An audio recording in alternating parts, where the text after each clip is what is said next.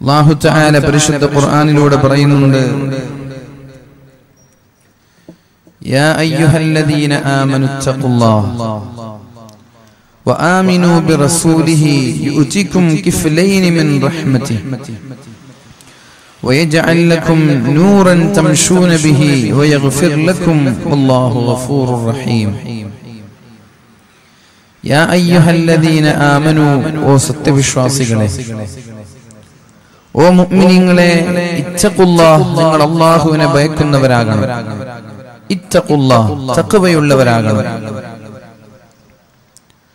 തഖ്വ എന്ന് പറഞ്ഞാൽ അദാഉ മഫ്തറല്ലാഹ് വതർകു മാ ഹറമല്ലാഹ്, അല്ലാഹു നിർബന്ധമാക്കിയത് ചെയ്യുകയും അല്ലാഹു നിഷിദ്ധമാക്കിയതിൽ നിന്ന് മാറി നിൽക്കുകയും ചെയ്യുക എന്നുള്ളതാണ് തഖ്വ എന്ന് പറഞ്ഞാൽ. അപ്പൊ മുത്തഖി ആരാണ്? അല്ലാഹു നിർബന്ധമാക്കിയത് ചെയ്യുന്നവൻ, ഹറാമിൽ നിന്ന് മാറി നിൽക്കുന്നവൻ മുത്തഖിയാണ്. ഇംതിസാലു അവാമിരില്ലാഹി വജ്തിനാബു നവാഹിഹി, അല്ലാഹുവിന്റെ കൽപ്പനകൾ അതേപോലെ നമ്മൾ അനുസരിക്കണം. വജ്തിനാബു നവാഹിഹി, അല്ലാഹുവിന്റെ നിരോധനങ്ങൾ അതേപോലെ നമ്മൾ ചെയ്യാതെ മാറി നിൽക്കുകയും വേണം. അല്ലാഹു നിഷിദ്ധമാക്കിയതിൽ നിന്ന് നമ്മൾ മാറി നിൽക്കണം, അകലണം. ഇതാണ് തഖ്വ എന്ന് പറഞ്ഞാൽ. പരിശുദ്ധമായ സൂറത്തുൽ ഹദീദ് അല്ലാഹു പറയുന്നുണ്ട്, 28ാമത്തെ ആയത്താണത്. യാ അയ്യുഹല്ലദീന ആമനുത്തഖുല്ലാഹ്, ഓ സത്യവിശ്വാസികളെ, നിങ്ങൾ തഖ്വയുള്ളവരാകണം. വആമിനൂ ബിറസൂലിഹി, അല്ലാഹുവിന്റെ റസൂലിനെ കൊണ്ട് നിങ്ങൾ വിശ്വസിക്കണം. തഖ്വയുള്ളവരാകണം, അല്ലാഹുവിന്റെ റസൂലിനെ കൊണ്ട് നിങ്ങൾ വിശ്വസിക്കണം. യുഅ്തികും കിഫ്ലൈനി മിർ റഹ്മതിഹി, അല്ലാഹുവിന്റെ റഹ്മത്തിൽ നിന്ന് 2 ഓഹരി അല്ലാഹു നിങ്ങൾക്ക് നൽകുമെന്നാണ്. അല്ലാഹുവിന്റെ റഹ്മത്തിൽ നിന്ന്, അല്ലാഹുവിന്റെ കാരുണ്യത്തിൽ നിന്ന് 2 ഓഹരി അല്ലാഹു നിങ്ങൾക്ക് നൽകുമെന്നാണ്. വയജ്അൽ ലക്കും നൂറൻ തംശൂന ബിഹി, നിങ്ങൾക്ക് നടന്നു പോകാനുള്ള പ്രകാശം അല്ലാഹു നിങ്ങൾക്ക് നൽകുമെന്ന്. നടന്നു പോകുന്ന വഴികളിൽ, നിങ്ങൾ ഏർപ്പെടുന്ന മേഖലകളിൽ അല്ലാഹുവിന്റെ പ്രകാശം നിങ്ങൾക്കുണ്ടാകുമെന്നാണ്. വയഗ്ഫിർ ലക്കും, അല്ലാഹു നിങ്ങളുടെ പാപങ്ങൾ പുറത്തു തരും. വല്ലാഹു ഗഫൂറുർ റഹീം, അല്ലാഹു പാപങ്ങൾ പൊറുക്കുന്നവനാണ്. അല്ലാഹു റഹീമാണ്, അല്ലാഹു കാരുണ്യവാനാണ്. അപ്പൊ നിങ്ങൾ തഖ്വയുള്ളവരായാൽ, അല്ലാഹുവിന്റെ റസൂലിനെ കൊണ്ട് നിങ്ങൾ വിശ്വസിച്ചാൽ, അല്ലാഹു നിങ്ങൾക്ക് പ്രത്യേകമായൊരു വെളിച്ചം നൽകുമെന്ന്, പ്രത്യേകമായ ഒരു പ്രകാശം നൽകുമെന്ന് പരിശുദ്ധ റസൂലുള്ളാഹി സ്വല്ലല്ലാഹു അലൈഹി വസല്ലം പരിശുദ്ധ ഖുർആനിലൂടെ പഠിപ്പിക്കുകയാണ്. റസൂലുള്ളാഹി സ്വല്ലല്ലാഹു അലൈഹി വസല്ലം തങ്ങൾ പഠിപ്പിക്കുന്ന ഒരു ഹദീസ് സ്വഹീഹുൽ ബുഖാരി, സ്വഹീഹ് മുസ്ലിം റിപ്പോർട്ട് ചെയ്യുന്ന ഹദീസാണിത്. അൻ ഹുദൈഫ, മഹാനായ ഹുദൈഫ റളിയല്ലാഹു അൻഹു പറയുന്നുണ്ട്, സമിഅതു റസൂലുള്ളാഹി സ്വല്ലല്ലാഹു അലൈഹി വസല്ലം, അല്ലാഹുവിന്റെ റസൂൽ സല്ലല്ലാഹു അലൈഹി വസല്ലമ തങ്ങൾ പറയുന്നത് കേൾക്കാനിടയായി. തുഅറദുൽ ഫിതനു അലൽ ഖുലൂബി കൽ ഹസീദി ഊദൻ ഊദാ. തുഅറദുൽ ഫിതൻ, നിങ്ങളിലേക്ക് ഫിത്നകൾ പ്രത്യക്ഷപ്പെടുന്ന ഒരു കാലം വരാനുണ്ട്. തുഅറദുൽ ഫിതൻ, ഫിത്നകൾ നിങ്ങളിലേക്ക് പ്രത്യക്ഷപ്പെടുന്ന ഒരു കാലം വരാനുണ്ട്. ഫിത്നയെ തേടി നിങ്ങൾ പോവേണ്ടതില്ല, ഫിത്ന നിങ്ങളുടെ മുമ്പിലേക്ക് കടന്നു വരും. അങ്ങനെ ഒരു കാലം നിങ്ങളിലേക്ക് കടന്നു വരും. ഇതുപോലെ കൽ ഹസീരി ഊദൻ ഊദാ, ഒരു പായയുടെ സ്ട്രോകൾ ഒന്നിന് പിറകെ ഒന്നായി ചേർത്ത് വെക്കുന്നത് പോലെ പായകൾ ഉണ്ടാക്കുന്നത് സ്ട്രോകളിൽ വെച്ചാണ്, വൈക്കോലുകൾ ഉപയോഗിച്ചാണ്. അതിന്റെ സ്ട്രോകൾ ഒന്ന് കഴിഞ്ഞാൽ ഒന്ന് വെക്കും, അത് കഴിഞ്ഞാൽ അടുത്തത് വെക്കും, അത് കഴിഞ്ഞാൽ അടുത്തത് വെക്കും. എന്നിട്ട് ഈ സ്ട്രോകളെല്ലാം തുന്നിച്ചേർത്തിട്ടാണ് ഒരു പായ ഉണ്ടാക്കുന്നത്. അപ്പൊ ഒരു സ്ട്രോ കഴിഞ്ഞാൽ അടുത്തത് ചേർത്ത് വെക്കുന്നത് പോലെ ഒരു ഫിറ്റ്ന കഴിഞ്ഞാൽ അതിനോട് ചേർന്ന് മറ്റൊരു ഫിറ്റ്ന, അത് കഴിഞ്ഞാൽ അതിനോട് ചേർന്ന് മറ്റൊരു ഫിറ്റ്ന. ഫിറ്റ്ന എന്ന് പറഞ്ഞാൽ മനുഷ്യന്റെ സമയം നഷ്ടപ്പെടുത്തുന്ന എല്ലാം ഫിറ്റ്നയാണ്. അള്ളാഹുവിന്റെ ദീനിൽ നിന്നകറ്റുന്ന എല്ലാം ഫിത്നയാണ്, എല്ലാം പരീക്ഷണമാണത്. ഇതിന് ഏറ്റവും ഉദാഹരണം എനിക്ക് പലപ്പോഴും തോന്നുന്നത് നമ്മുടെ സോഷ്യൽ സൈറ്റുകളാണ്. നമ്മുടെ സോഷ്യൽ സൈറ്റുകൾ, സോഷ്യൽ ആപ്പുകൾ. ഒരുപാട് കാലം മുമ്പ് നിംബുസ് എന്ന് പറയുന്നൊരു സോഷ്യൽ ആപ്പ് ഉണ്ടായിരുന്നു. അതിന്റെ തൊട്ടു മുമ്പാണോ എന്നറിയില്ല ഓർക്കൂട്ട് വന്നു. അതിൽ ഇങ്ങനെ ജനങ്ങൾ ആസ്വദിച്ചു കൊണ്ടിരിക്കുമ്പോഴാണ് തൊട്ടുപുറത്ത് ഫേസ്ബുക്ക് വരുന്നത്. ഇതിങ്ങനെ ആസ്വദിച്ച് മടുക്കുമ്പോഴേക്കും വാട്സപ്പ് വന്നു, അത് മടുക്കുമ്പോഴേക്കും പിന്നെ ഇൻസ്റ്റാഗ്രാം വന്നു, അതേപോലെ മ്യൂസിക്കലി വന്നു, ടിക്ടോക്ക് വന്നു. ഇതിവിടെ അവസാനിക്കാൻ പോകുന്നില്ല. ഓരോന്നോരോന്ന് ജനങ്ങൾക്ക് ഉപയോഗിച്ച് മടുക്കുമ്പോഴേക്കും പുതിയ അപ്ഡേഷനുകളിൽ, പുതിയ ഫീച്ചറുകളിൽ, പുതിയ പുതിയ ആപ്പുകൾ നമ്മുടെ മുമ്പിലേക്ക് കടന്നു വരാൻ പോവുകയാണ്. അതേപോലെ തന്നെയാണ് ഗെയിമുകൾ. നമ്മുടെ കുട്ടികൾ മൊബൈൽ ഫോണിൽ കളിക്കുന്ന ഗെയിമുകൾ അതുപോലെയാണ്. വാലിന്റെ സദസ്സിൽ വന്നിട്ട് ഇപ്പുറത്ത് നിന്ന് അപ്പുറത്തുള്ളവനെ ഷൂട്ട് ചെയ്യുന്ന കാലമാണിത്. കുട്ടികളൊക്കെ വാലിന് വന്നാൽ അവിടെ ഇരുന്നിട്ട് ഇങ്ങനെ 4-5 ആളുകൾ കളിക്കും. നല്ല ശ്രദ്ധിക്കാണെന്ന് ബാക്കിലുള്ള ആളുകൾ വിചാരിക്കുക. ഇവർക്ക് ഇടുന്ന പണി ഷൂട്ട് അടിക്കല, അന്നപ്പുറത്തുള്ള ആളെ കിക്ക് ചെയ്യാ, ഷൂട്ട് ചെയ്യാ, പഞ്ചിടാ. 4-5 ആളുകൾ ഒരുമിച്ച് കൂടിയിട്ട് ഗെയിം കളിക്കുക. കുറച്ചു മുമ്പ് ഉണ്ടായിരുന്നു അതിന്റെ ഗെയിമിന്റെ പേര് മിനി മിൽറ്റി എന്തോ ആണ്. എനിക്കിപ്പോ അപ്ഡേഷൻ വന്ന് മാറിയിട്ടുണ്ടാവും. ഗെയിമുകൾ അതേപോലെയാണ്. ഒന്ന് മടുക്കുമ്പോ അടുത്തത്. നമ്മുടെ ബ്ലൂ വെയിൽ വന്നില്ലേ, അങ്ങനെ ഓരോന്ന് ഓരോ സമയത്തിനും സാഹചര്യത്തിനും അനുസരിച്ച് മനുഷ്യന്റെ ചിന്തകൾക്ക് അതീതമായി പുതിയ പുതിയ അപ്ഡേഷനുകൾ. അത് ഫിറ്റ്നകളാണ്. അതിങ്ങനെ അവസാനിക്കൂല, അത് തുടർന്നുകൊണ്ടേയിരിക്കും. മനുഷ്യന്റെ തലച്ചോറിന് ഒരു കാര്യം കൂടുതൽ കാണുമ്പോൾ മടുക്കുമെന്നാണ്. അത് പുതിയ ഫീച്ചറിൽ പുതിയ കാര്യങ്ങൾ, പുതിയ സൈറ്റുകൾ, പുതിയ ആപ്പുകൾ. ഇതാണ് ഫിത്ന എന്ന് പറയുന്നത്.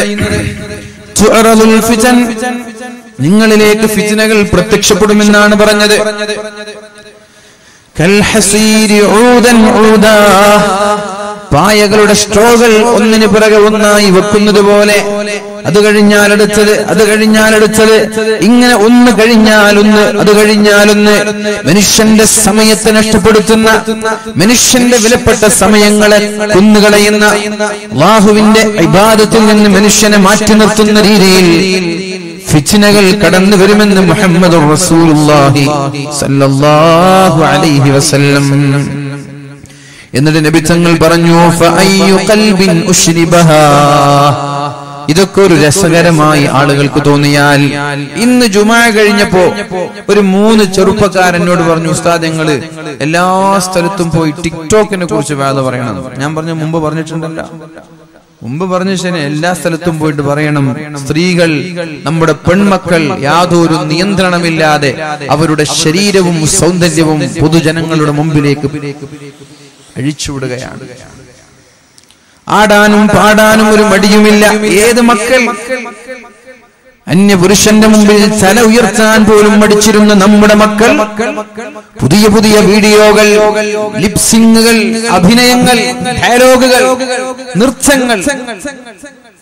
നമ്മുടെ വീട്ടിലെ പാവപ്പെട്ട പെൺമക്കളാണ് ഏതൊക്കെ രീതിയിലുള്ള നൃത്തങ്ങളും ഡാൻസുകളും ഫോട്ടോകളുമായി ഇൻസ്റ്റയിലും ടിക്ടോക്കിലും കയറി കളിക്കുന്നത്. എന്റെ പ്രിയപ്പെട്ട സഹോദരിമാരോട് പറയാനുള്ളത്, ഇത്തരം ആപ്പുകളിൽ നിന്ന് മാറി നിൽക്കണോ വേണ്ടേ എന്നുള്ളത് നിങ്ങളുടെ തീരുമാനമാണ്.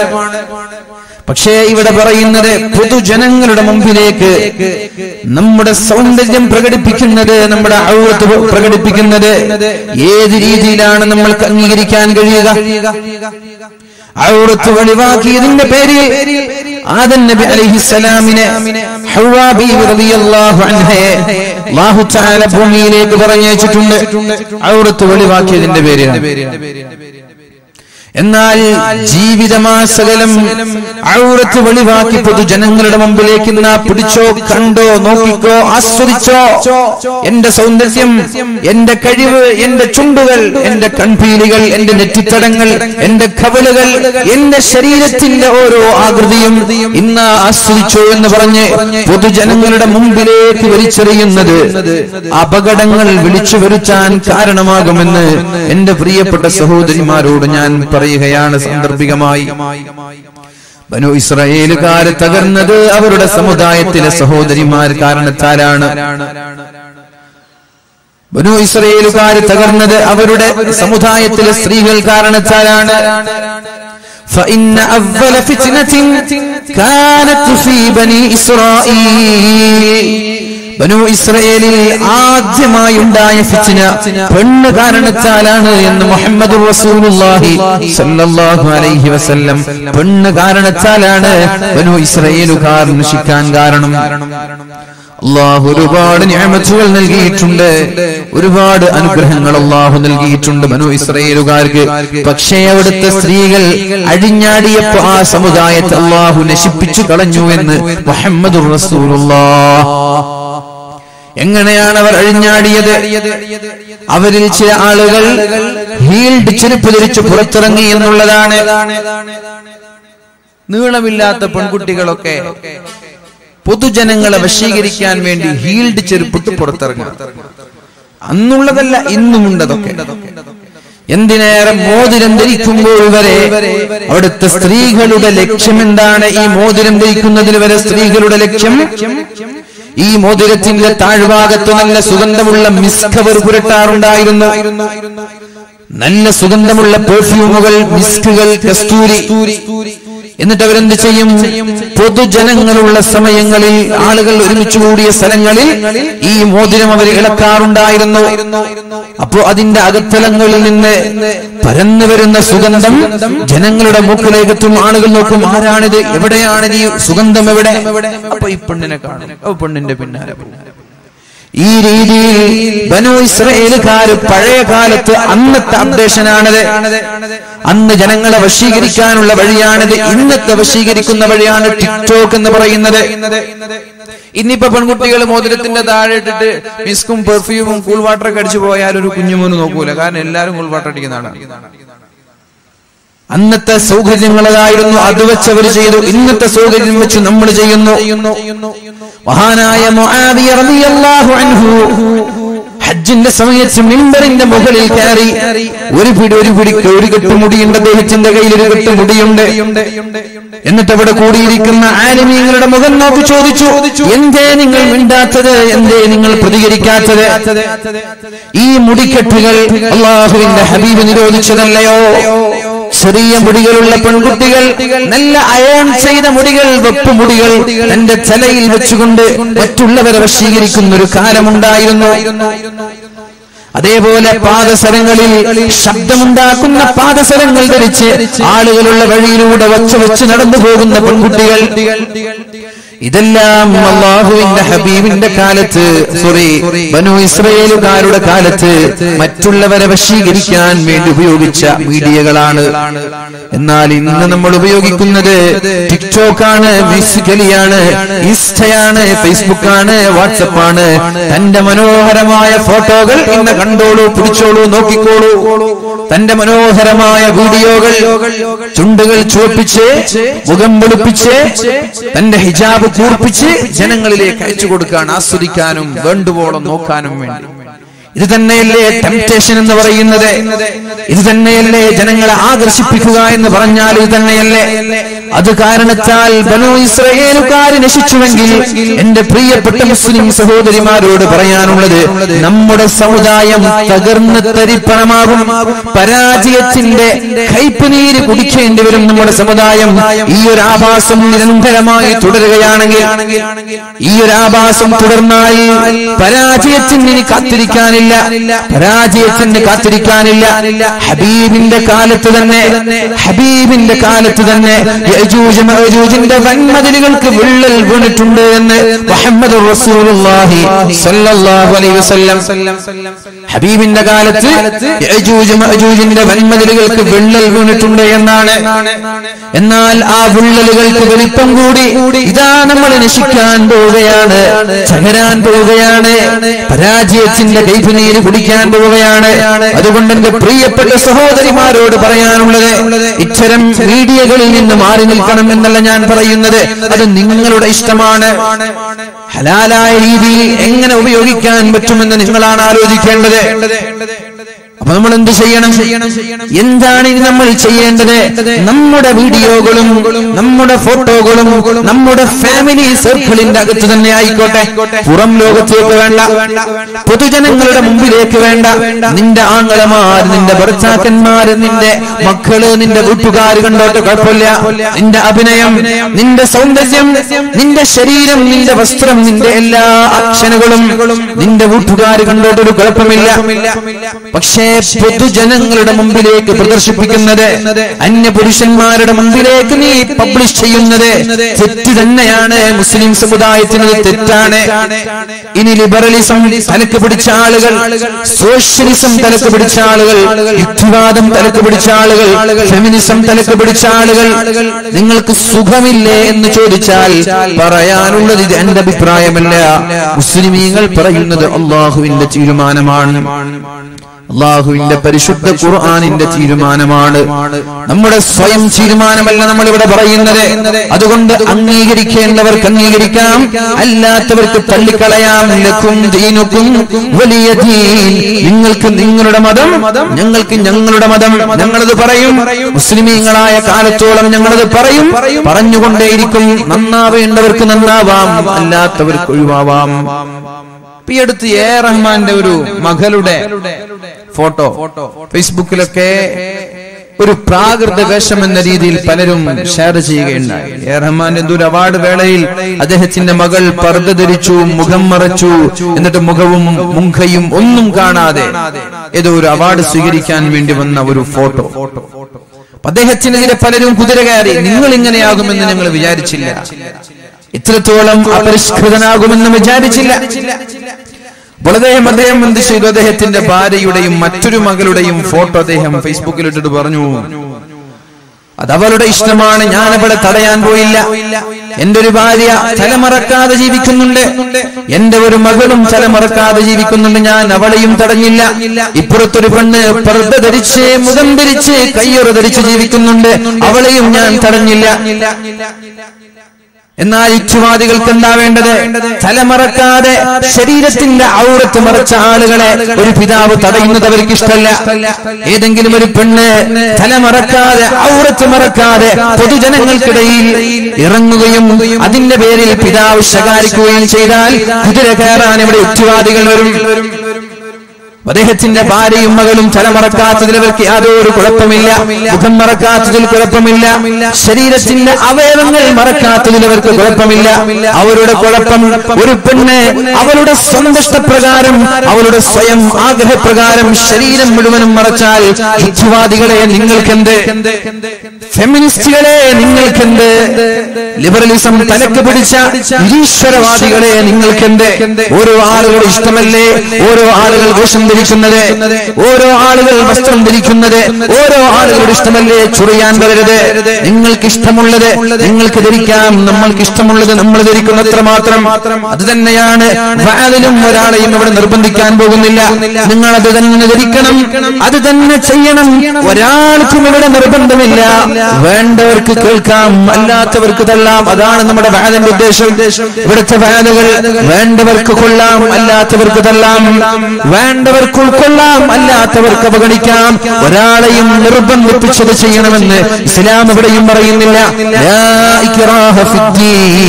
ദീനിൽ അടിച്ചേൽപ്പിക്കുന്ന സമ്പ്രദായമേ ഇല്ല എന്ന് പരിശുദ്ധ ഖുർആനിൽ അല്ലാഹു പറയുന്നുണ്ട്. അതുകൊണ്ട് ഒരൽപ്പമെങ്കിലും എന്റെ ശബ്ദം ശ്രവിക്കുന്ന പ്രിയപ്പെട്ട സഹോദരിമാരോട്, ചെറുപ്പക്കാരികളോട് എനിക്ക് പറയാനുള്ളത്, നിങ്ങൾ യഥാർത്ഥ മുസ്ലിമാണെങ്കിൽ അള്ളാഹുവിനെ പേടിയുള്ള ഒരു സത്യവിശ്വാസിനിയാണെങ്കിൽ നിങ്ങളോടാണ് പറയുന്നത്. കാരണം നിന്റെ സൃഷ്ടാവ് അള്ളാഹുവാണ്, നിന്റെ ദൈവം അള്ളാഹുവാണ്, നിന്നെ സൃഷ്ടിച്ചത് അള്ളാഹുവാണ്. അപ്പൊ നിന്റെ തീരുമാനം പറയേണ്ടത് നീ എന്ത് ധരിക്കണം, നീ എങ്ങനെ ജീവിക്കണം, നീ എന്ത് തിന്നണം എന്ന് പറയേണ്ടത് അള്ളാഹുവാണ്. ഈ മൈക്കിന്റെ പ്രൊഡ്യൂസറാണ്, ഇതിന്റെ സൃഷ്ടാവാണ്.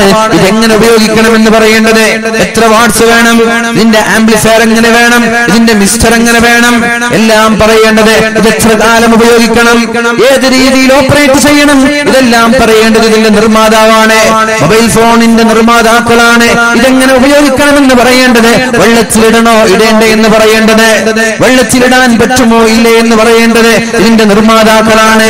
എല്ലാ നിർമ്മാതാക്കൾക്കും അവരവരുടെ സ്വാതന്ത്ര്യം നൽകിയപ്പോ എന്റെ സർവ്വലോക സൃഷ്ടാവായ അള്ളാഹുവിന്റെ സൃഷ്ടികളെന്ന് വിശ്വസിക്കുന്ന മുസ്ലിം സമുദായത്തിലെ മുസ്ലിമീങ്ങൾക്ക് അള്ളാഹു പറഞ്ഞത്, അവരുടെ സൃഷ്ടാവ് പറഞ്ഞത് ഉൾക്കൊള്ളാൻ നിങ്ങൾക്ക് സമ്മതം നൽകാൻ കഴിയാതെ വന്നുപോയത് എന്തേ നിങ്ങൾക്ക് ചൊറിച്ചിൽ വരുന്നത്?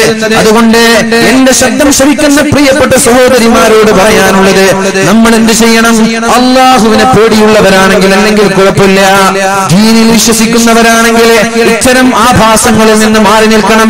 നമ്മുടെ ഔറത്ത്, നമ്മുടെ സൗന്ദര്യം അത് നമ്മുടെ ഭർത്താവിനെ നമ്മുടെ വീട്ടുകാരുടെ മുമ്പിൽ പ്രദർശിപ്പിക്കാനുള്ളതാണ്. അല്ലാതെ പൊതുജനങ്ങളുടെ മുമ്പിൽ ഔറത്ത് വെളിവാക്കി നടക്കുന്നത് ഏത് യുക്തിവാദിക്കാണ് അതൊരു രസകരമാക്കി തോന്നിയത്? ചില ആളുകൾക്ക് ഇത് രസകരമായി തോന്നും. മുസ്ലിമീങ്ങളിൽപ്പെട്ട ചില ആളുകൾക്ക് തന്നെ അത് രസകരമായിട്ട് തോന്നും. എല്ലാവർക്കും അല്ല, മുസ്ലിമീങ്ങൾക്ക് വരെ ചില ആളുകൾ. എന്തിനേറെ പറയണം, ചില ആരോപണങ്ങൾ കടന്നു വരുമ്പോൾ വരെ, ചില ആരോപണങ്ങൾ കടന്നു വരുമ്പോൾ വരെ ആഘോഷിക്കുന്ന ആളുകളുണ്ട്, ആഘോഷിക്കുന്നവർ. എന്തിനാണ് ആരോപണങ്ങളിൽ നമ്മൾ ആഘോഷിക്കുന്നത്? ആരോപണങ്ങൾ എന്തിനാണ് നമ്മൾ പരസ്യപ്പെടുത്തുന്നത്?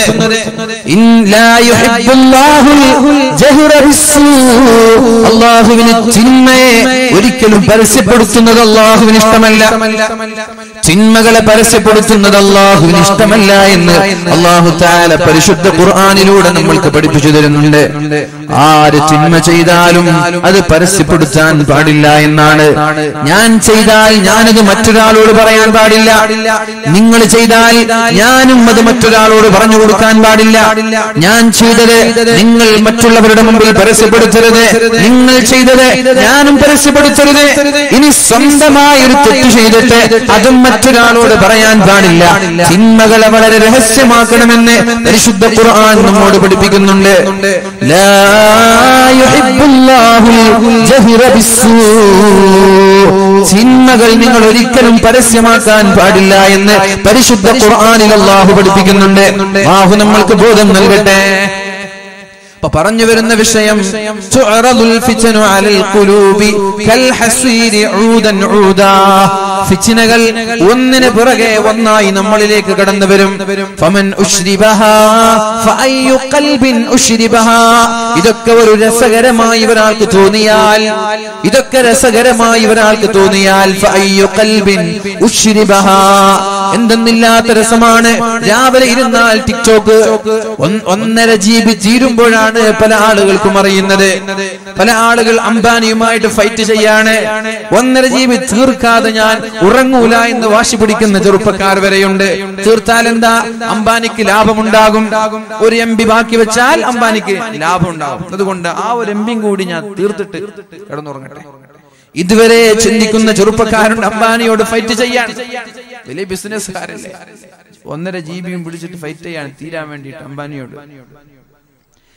ആ സമയം വേറെ എന്തെങ്കിലും ഉപയോഗിച്ചാൽ നിന്നോട് ഫൈറ്റ് ചെയ്യാൻ വേറെ ആരെങ്കിലും വരുമായിരുന്നു. നിന്റെ ബിസിനസ്, നിന്റെ കഴിവ് കണ്ടിട്ട്, നിന്റെ വളർച്ച കണ്ടിട്ട് എന്തിനാണ് വെറുതെ സമയം കളയുന്നത്?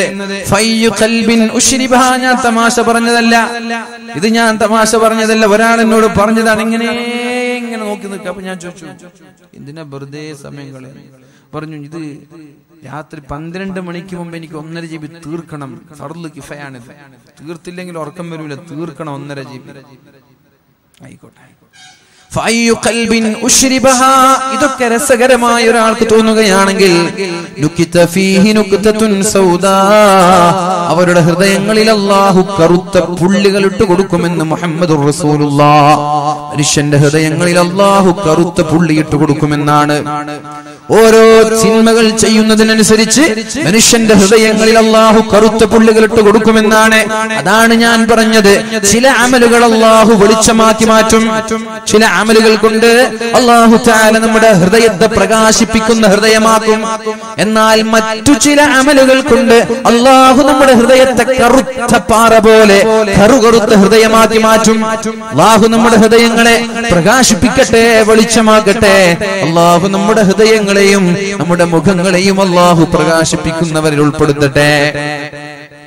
ഓരോ ആളുകൾ തെറ്റു ചെയ്യുന്നതിനനുസരിച്ച് അല്ലാഹു തആല തിന്മകളോട് താല്പര്യം തോന്നുകയാണെങ്കിൽ, തിന്മയോടെന്തെന്നില്ലാത്ത താല്പര്യം തോന്നുകയാണെങ്കിൽ അല്ലാഹു അവരുടെ ഹൃദയങ്ങളിലേക്ക് കറുത്ത പുള്ളികൾ ഇട്ട് കൊടുക്കുമെന്നാണ് പറഞ്ഞത്.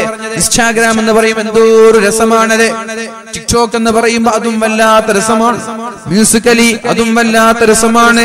അങ്ങനെ നമ്മുടെ വിലപ്പെട്ട സമയങ്ങൾ അതിന്റെ മുമ്പിൽ ചെലവഴിക്കുന്നവരായി നമ്മൾ മാറുകയാണെങ്കിൽ അതൊരു രസകരമായ ഇബാദത്തിനേക്കാളും നിസ്കാരങ്ങളെക്കാളും ഖുർആനിനേക്കാളും ദിക്റിനേക്കാളും പ്രധാനം ഇത്തരം സോഷ്യൽ സൈറ്റുകളോട് നമ്മൾക്ക് തോന്നിയാൽ അത് അപകടമാണ്, ഹൃദയം കറുത്തുപോകാൻ കാരണമാകുമെന്ന് മുഹമ്മദുർ റസൂലുള്ളാഹ്. എന്നാൽ ആർക്കെങ്കിലും ഒരാൾക്ക് ഇത് വേണ്ട, ഇതെന്റെ സമയം നഷ്ടപ്പെടുത്തുന്നുവല്ലോ, എന്റെ കണ്ണുകളെ ഹറാമിലേക്ക് കൊണ്ടുപോകുന്നല്ലോ, എന്റെ ഹൃദയങ്ങളിൽ ലൈംഗിക ചിന്തകൾ, വ്യഭിചാരത്തിന്റെ ചിന്തകൾ, ഓരോ പെൺകുട്ടികളെ കാണുമ്പോ ഓരോ വസ്ത്രം ധരിച്ചത് ധരിക്കാത്തത്, അങ്ങനെ ഓരോ പെൺകുട്ടികളുടെ വീഡിയോകളും ഫോട്ടോകളും കാണുമ്പോ എന്റെ ഹൃദയത്തിലേക്ക് വ്യഭിചാരത്തിന്റെ ചിന്തകൾ ഇത്തരം ആപ്പുകൾ തരുന്നുണ്ട് എന്നൊരാൾക്ക് തോന്നി. ഇതിനെ ഒരാൾ മാറ്റി നിർത്തുകയാണെങ്കിൽ അല്ലാഹു തആല അവരുടെ ഹൃദയങ്ങളിൽ വെളുത്ത പ്രകാശം ഒരു നൂറിട്ട് തരുമെന്ന് മുഹമ്മദുർ റസൂലുള്ളാഹ്. അവരുടെ ഹൃദയങ്ങൾ അല്ലാഹു പ്രകാശിപ്പിക്കുമെന്നാണ്. ഏതുപോലെ രണ്ട് ഹൃദയങ്ങളായി മാറും. രണ്ട് ഹൃദയങ്ങൾ, രണ്ട് ചിന്തകൾ രണ്ട് ഹൃദയങ്ങളായി മാറുമെന്നാണ്.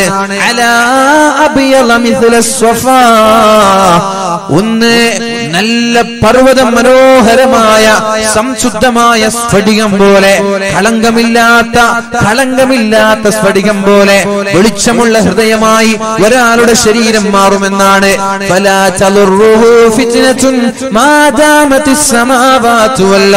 ആകാശഭൂമി ഇവിടെ നിലനിൽക്കുന്ന കാലത്തോളം, ആകാശഭൂമി ഇവിടെ നിലനിൽക്കുന്ന കാലത്തോളം ഒരു ഫിത്നയും ആ ഹൃദയത്തെ ബാധിക്കൂല, ഒരു ഷർറും ആ ഹൃദയത്തെ ബാധിക്കൂല. ആ ഹൃദയങ്ങൾ ചിന്മയിലേക്ക് പോകൂല. അഥവാ എന്തെങ്കിലും ഇവിടെ സമയം നഷ്ടപ്പെടുത്തുന്ന, നമ്മുടെ ഇബാദത്തിൽ നിന്ന് മാറ്റി നിർത്തുന്ന, അല്ലാഹുവിൽ നിന്ന് അകറ്റി നിർത്തുന്ന എന്തെങ്കിലും ഒരു പ്രവർത്തനം നമ്മളിൽ ഉണ്ടായാൽ, അങ്ങനെയുള്ള പ്രവർത്തനങ്ങൾ വരുമ്പോ അത് വേണ്ട എന്ന് ചിന്തിച്ച് മാറി നിൽക്കാൻ കരുത്തു നൽകുന്ന ഹൃദയമാണെങ്കിൽ ഖിയാമത്ത് നാൾ വരെ ആ ഹൃദയങ്ങളെ വഴിപിഴപ്പിക്കാൻ ഒരാൾക്കും കഴിയില്ല. എന്നാൽ എന്ത് കിട്ടിയാലും രസകരമാണ്, എല്ലാം ഒരു ടൈം പാസ് ആണ്, എല്ലാം ഒരു എന്റർടൈൻമെന്റ് ആണ്. അതിന്റെ സുഖങ്ങളിൽ, അതിന്റെ രസങ്ങളിൽ, അതിന്റെ എന്റർടൈൻമെന്റിൽ നമ്മൾ മുഴുകിയാൽ അല്ലാഹു പറയുന്നുണ്ട്, കറുകറുത്ത പാറ പോലെ അല്ലാഹു അവരുടെ ഹൃദയങ്ങളെ കറുപ്പിച്ച് കളയുമെന്ന് മുഹമ്മദുർ റസൂലുള്ളാഹ്.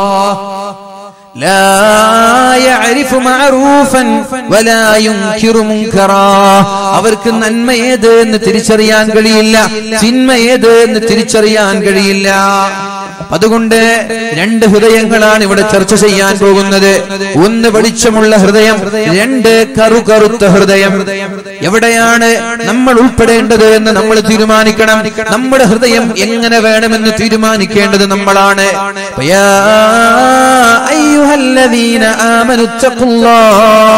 ഓ ജനങ്ങളെ, നിങ്ങൾ സത്യവിശ്വാസികളെ, നിങ്ങൾ തഖ്വയുള്ളവരാകണം.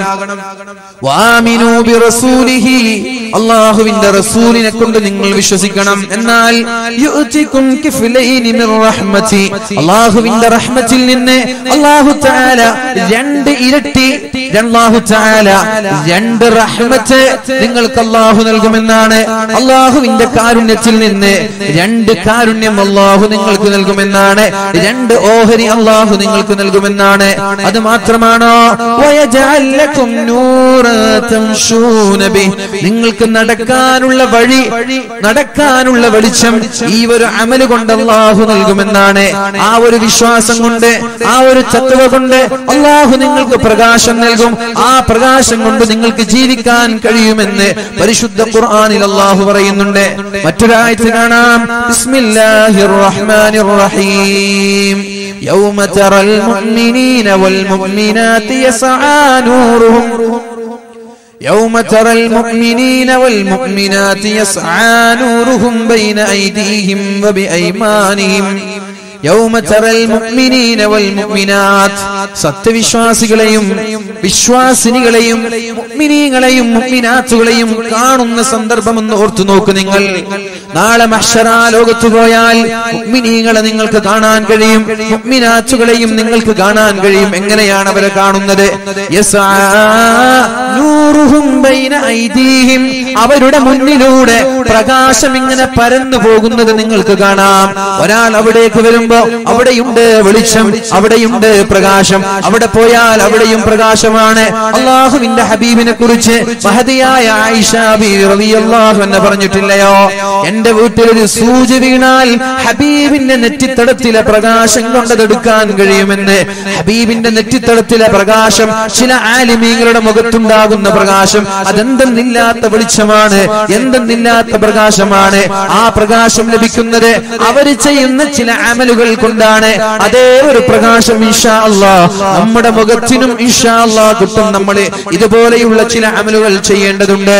അല്ലാഹു പറയുന്നത് യസ്ആനൂറുഹും ബൈന ഐദീഹിം, അവരുടെ മുമ്പിലൂടെ ഒരാൾ നടന്നു പോകുമ്പോൾ അവരുടെ മുമ്പിലൂടെ എന്തെന്നില്ലാത്ത വെളിച്ചമുണ്ട്. വബിഐമാനിഹിം, അവരുടെ വലതുഭാഗത്തിലൂടെയും പ്രകാശം ഇങ്ങനെ പോകുന്നുണ്ട്. ബുശ്റാക്കും, നിങ്ങൾ വിജയിച്ചിരിക്കുകയാണ്. ബുശ്റാക്കും, നിങ്ങൾക്ക് സന്തോഷ വാർത്തയുണ്ട്. എന്താണ് സന്തോഷ വാർത്ത?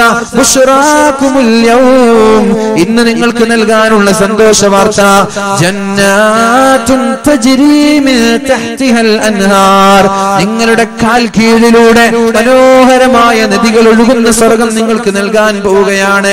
ദാലിക ഹുവൽ ഫൗസുൽ അമീം, അതെന്തെന്നില്ലാത്ത വിജയമാണ് എന്ന് പരിശുദ്ധ ഖുർആൻ. അപ്പൊ എങ്ങനെയാണ് ഈ പ്രകാശം നമ്മൾക്ക് ലഭിക്കുക? ഈ പ്രകാശം ലഭിക്കാൻ നമ്മൾ എന്താണ് ചെയ്യേണ്ടത്? മഹാനായ അബ്ദുല്ലാഹി ഇബ്നു മസ്ഊദ് റളിയല്ലാഹു അൻഹു പറയുന്നുണ്ട്, യുഅതൗന നൂറഹും അലാ ഖദ്രി അഅമാലിഹിം, ഓരോ ആളുകൾ അവരവരുടെ അമലുകൾ വെച്ചിട്ടാണ് അല്ലാഹു പ്രകാശം നൽകുന്നത്. അപ്പോൾ ഞാൻ എന്റെ അമലിനനുസരിച്ചാണ് എനിക്ക് പ്രകാശം ഉണ്ടാവുക, നിങ്ങൾക്കോ നിങ്ങളുടെ അമലുകൾ അനുസരിച്ചാണ് പ്രകാശം ഉണ്ടാവുക. ചില ആളുകൾ കടന്നു വരുമ്പോ മിസ്ലൽ ജബലി ബൈന യദൈഹി, വലിയ പർവ്വതം കണക്കെ, വലിയ പർവ്വതം കണക്കെ അയാൾ കടന്നു വരുമ്പോൾ പർവ്വതം കണക്കെ വലിയ പ്രകാശം അവരുടെ മുമ്പിലൂടെ കടന്നു പോകുന്നത് കാണാൻ സാധിക്കുമെന്ന് മഹാനായ അബ്ദുല്ലാഹി ഇബ്നു മസ്ഊദ് റളിയല്ലാഹു അൻഹു പറയുന്നുണ്ട്. എന്നാൽ ചില ആളുകൾ വമിൻഹും മയ്യുഅതാ നൂറഹു ദൂന ദാലിക്, ചില ആളുകൾ നടന്നു വരുമ്പോ പർവ്വതങ്ങൾ അത്ര വലുപ്പമില്ല, ഒരൽപ്പം മാത്രമേ ഉള്ളൂ. അഥവാ അമൽ ചെയ്തിട്ടുണ്ടോ, ഈ പറയാൻ പോകുന്ന പ്രവർത്തനങ്ങൾ നമ്മുടെ ഭാഗത്തു നിന്നുണ്ടായിട്ടുണ്ടോ, അതിനനുസരിച്ചാണ്, നമ്മുടെ അമലുകൾക്കനുസരിച്ചാണ് നമ്മുടെ പ്രകാശം വർദ്ധിക്കുന്നതും കുറയുന്നതും. അതുകൊണ്ട് പർവ്വതം കണക്കെ അല്ലാഹുവിന്റെ കോടതിയിൽ പ്രകാശിക്കുന്ന ആളുകളായി നമ്മൾ മാറണം. അല്ലാഹു റബ്ബ് സുബ്ഹാനഹു വ തആല തൗഫീഖ് നൽകട്ടെ. പരിശുദ്ധ റസൂലുള്ളാഹി സ്വല്ലല്ലാഹു അലൈഹി വസല്ലം പറയുന്നുണ്ട്, അവ്വലു സുംറത്തിൻ തദ്ഖുലുൽ ജന്ന, നാളെ സ്വർഗ്ഗത്തിലേക്ക് കടക്കുന്ന ആദ്യത്തെ വിഭാഗം, ആദ്യമായി സ്വർഗ്ഗത്തിലേക്ക് കടക്കുന്ന വിഭാഗം അവരെങ്ങനെയാണ് കടന്നു പോകുന്നത്? അലാ സൂറത്തിൽ ഖമരി ലൈലത്തുൽ ബദ്രി, എങ്ങനെയാണോ 14-ാം രാവിന്റെ ചന്ദ്രനുള്ളത്, 14-ാം രാവിലെ ചന്ദ്രൻ എങ്ങനെയാണോ അതുപോലെയാണ്. 14-ാം രാവിന്റെ ചന്ദ്രനെ കുറിച്ച് നമ്മൾ പാട്ടുപാടും. 14-ാം രാവിലെ പൗർണമി പോലെ എന്നൊക്കെ പറഞ്ഞ് ഇവിടുത്തെ സൗന്ദര്യത്തെ പ്രതീകമാക്കി നമ്മൾ പാട്ടുപാടാറുണ്ട്. എന്നാൽ സ്വർഗീയ ലോകത്തേക്ക് കടന്നു പോകുന്ന ആദ്യത്തെ വിഭാഗം അവരുടെ മുഖങ്ങൾ 14-ാം രാവിന്റെ ചന്ദ്രനെ പോലെയായിരിക്കുമെന്ന് മുഹമ്മദുർ റസൂലുള്ളാഹ്. അല്ലാഹു തആല നമ്മെ അവരിൽ പെടുത്തുമാറാവട്ടെ. പിന്നെയോ വല്ലദീന അലാ ആഥാരിഹിം കഅഹ്സനി കൗകബിൻ ദുദ്ദീൻ, അതിനുശേഷമുള്ള ആളുകൾ നല്ല പ്രകാശിക്കുന്ന മുത്തുകൾ പോലെയാണെന്നും അല്ലാഹുവിന്റെ ഹബീബായ മുഹമ്മദുർ റസൂലുള്ളാഹ് അല്ലാഹുവിന്റെ ഹബീബായ റസൂലുള്ളാഹി സ്വല്ലല്ലാഹു അലൈഹി വസല്ലം പറയുന്നത്, ആദ്യത്തെ വിഭാഗം ചന്ദ്രനെ പോലെ, പിന്നെ ഏറ്റവും പ്രകാശമുള്ള നക്ഷത്രങ്ങളെ പോലെയാണ് നാളെ സ്വർഗ്ഗത്തിലേക്ക് പോകുന്നത്. പക്ഷേ അവർക്കൊരു പ്രത്യേകതയുണ്ട്. അവർക്കുള്ള പ്രത്യേകത ഖുലൂബുഹും അലാ ഖൽബി റജുലിൻ വാഹിദ്, എല്ലാവരും ഒരൊറ്റ ഒരു മനസ്സാണ്. പറയുന്നു സ്വർഗ്ഗത്തിലേക്ക് പോകുന്ന വിഭാഗം ഒരൊറ്റ ഒരു മനസ്സാണ്. ഏതാണ് ആ മനസ്സ്? ഏതാ മനസ്സ്? ആർക്കാ സ്വർഗത്തിൽ പോകാൻ കഴിയാ? ഏത് മനസ്സുള്ളവർക്കാണ് സ്വർഗത്തിലേക്ക് പോവാൻ കഴിയുന്നത്? യൗമ ലാ യൻഫഉ മാലുൻ വലാ ബനൂൻ ഇല്ലാ മൻ അത്തല്ലാഹ ബിഖൽബിൻ സലീം. സംശുദ്ധമായ ഹൃദയമുള്ള ആളുകൾക്ക് മാത്രമേ അല്ലാഹു നാളെ സ്വർഗ്ഗം നൽകുള്ളൂ എന്ന് പരിശുദ്ധ ഖുർആൻ. നിസ്കാരം നാളെ ഉപകരിക്കൂല, പരിശുദ്ധമായ ഖുർആൻ ഉപകരിക്കൂല, സകാത്തോ സ്വതക്കകളോ ഒരു നന്മയും ഉപകരിക്കൂല. ഹൃദയം ശുദ്ധീകരിക്കാത്ത ഒരാളുടെ, സ്വഭാവം നന്നാവാത്ത ഒരാളുടെ, ജനങ്ങളോട് മാന്യമായി പെരുമാറണം. നമ്മൾക്ക് ഒരാളോടും അസൂയ തോന്നാൻ പാടില്ല, വൈരാഗ്യം തോന്നാൻ പാടില്ല, പക തോന്നാൻ പാടില്ല, വിദ്വേഷമുണ്ടാവാൻ പാടില്ല, പിണക്കമുണ്ടാവാൻ പാടില്ല, ചൊടിയുണ്ടാവാൻ പാടില്ല. എന്നാൽ ആരോടും പിണക്കമില്ലാത്ത, ആരോടും അസൂയയില്ലാത്ത വിശാലമായ മനസ്സാർക്കാണോ ഉള്ളത് അവര് മാത്രമേ നാളെ സ്വർഗത്തിലേക്ക് കടക്കുള്ളൂ എന്ന് പരിശുദ്ധ ഖുർആൻ നമ്മോട് പഠിപ്പിക്കുന്നുണ്ട്. എത്ര വലിയ ആബിദായാലും ശരി, എത്ര വലിയ നിസ്കാരക്കാരനായാലും ശരി, എത്ര വലിയ സൂഫി വര്യനായാലും ശരി, സ്വഭാവം നന്നാക്കാത്ത ഒരാളും നാളെ സ്വർഗത്തിൽ കിടക്കൂല എന്ന് മുഹമ്മദ് റസൂലുള്ളാഹി സല്ലല്ലാഹു അലൈഹി വസല്ലം. അഥവാ സ്വർഗത്തിലേക്ക് കടന്നു പോകുന്ന ആളുകൾക്ക് ഒരൊറ്റ ഒരു ചിന്തയാണ് ഉണ്ടാവുക, ലാ തബാഹുല ബൈനഹും, അവർക്ക് ആർക്കും പരസ്പരം കോപമുണ്ടാവൂല. ഇന്ന് നമ്മൾക്ക് എത്ര പേർക്ക് പരസ്പരം കോപമുണ്ട്? മറ്റൊരാളോട് അസൂയയുണ്ട്, മറ്റൊരാളോട് കോപമുണ്ട്. ലാ തബാഹുല, പരസ്പരം കോപമില്ല. വലാ തഹാസുദ, പരസ്പരം അസൂയയുമില്ല. ഇതില്ലേ ഇൻഷാ അല്ലാഹ് നാളെ സ്വർഗ്ഗം കിട്ടും. കോപമുണ്ടോ? ആരെ കുറിച്ചെങ്കിലും വേണ്ടാത്ത ചിന്തകളുണ്ടോ? ആരെ കുറിച്ചെങ്കിലും വൈരാഗ്യമുണ്ടോ? ആരോടെങ്കിലും പകയുണ്ടോ? എങ്കിൽ ഒരാൾക്കും നാളെ സ്വർഗത്തിലേക്ക് കടക്കാൻ കഴിയില്ല എന്നാണ്. അതുകൊണ്ട് ദേഷ്യമില്ലാത്ത ഹൃദയം നമ്മൾക്കുണ്ടാവണം, അസൂയയില്ലാത്ത ഹൃദയം നമ്മൾക്കുണ്ടാവണം. അല്ലാഹു റബ്ബ് സുബ്ഹാനഹു വ തആല തൗഫീഖ് നൽകി അനുഗ്രഹിക്കട്ടെ. അപ്പൊ ആദ്യം പോകുന്നവരുടെ മുഖം 14-ാം രാവിന്റെ ചന്ദ്രനെ പോലെ പ്രകാശിപ്പിക്കുമെന്നാണ്. അപ്പൊ ഈ പ്രകാശം കിട്ടാനുള്ള അമലുകൾ എന്തൊക്കെയാണ്? പ്രകാശിക്കണം എന്നാണല്ലോ പറയുന്നത്. പ്രകാശം ലഭിക്കാനുള്ള അമലുകൾ എന്തൊക്കെയാണ്? അല്ലാഹുവിന്റെ ഹബീബ് സല്ലല്ലാഹു അലൈഹി വസല്ലം പരിശുദ്ധ ഖുർആനിലൂടെ പഠിപ്പിക്കുന്നുണ്ട്, ഖിറാഅത്തുൽ ഖുർആനിൽ കരീം, പരിശുദ്ധമായ ഖുർആൻ നന്നായി പാരായണം ചെയ്യണം. ഖുർആൻ പാരായണം ചെയ്യണം, ഖുർആൻ പാരായണം ചെയ്യണം. അതെന്ത്?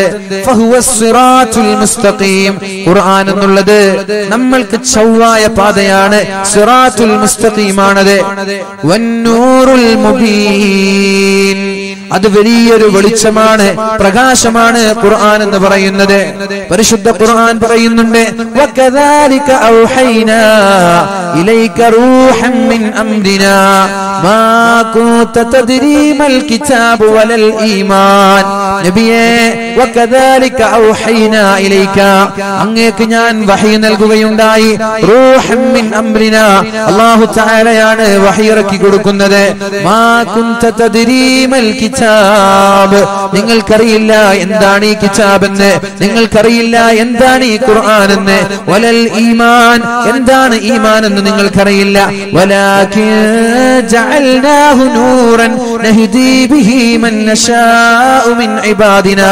ഈ ഖുർആൻ എന്ന് പറയുന്നത്, ഈ കിതാബ് എന്ന് പറയുന്നത് നൂറാ, അതൊരു പ്രകാശമാണ്, അതൊരു വെളിച്ചമാണ്.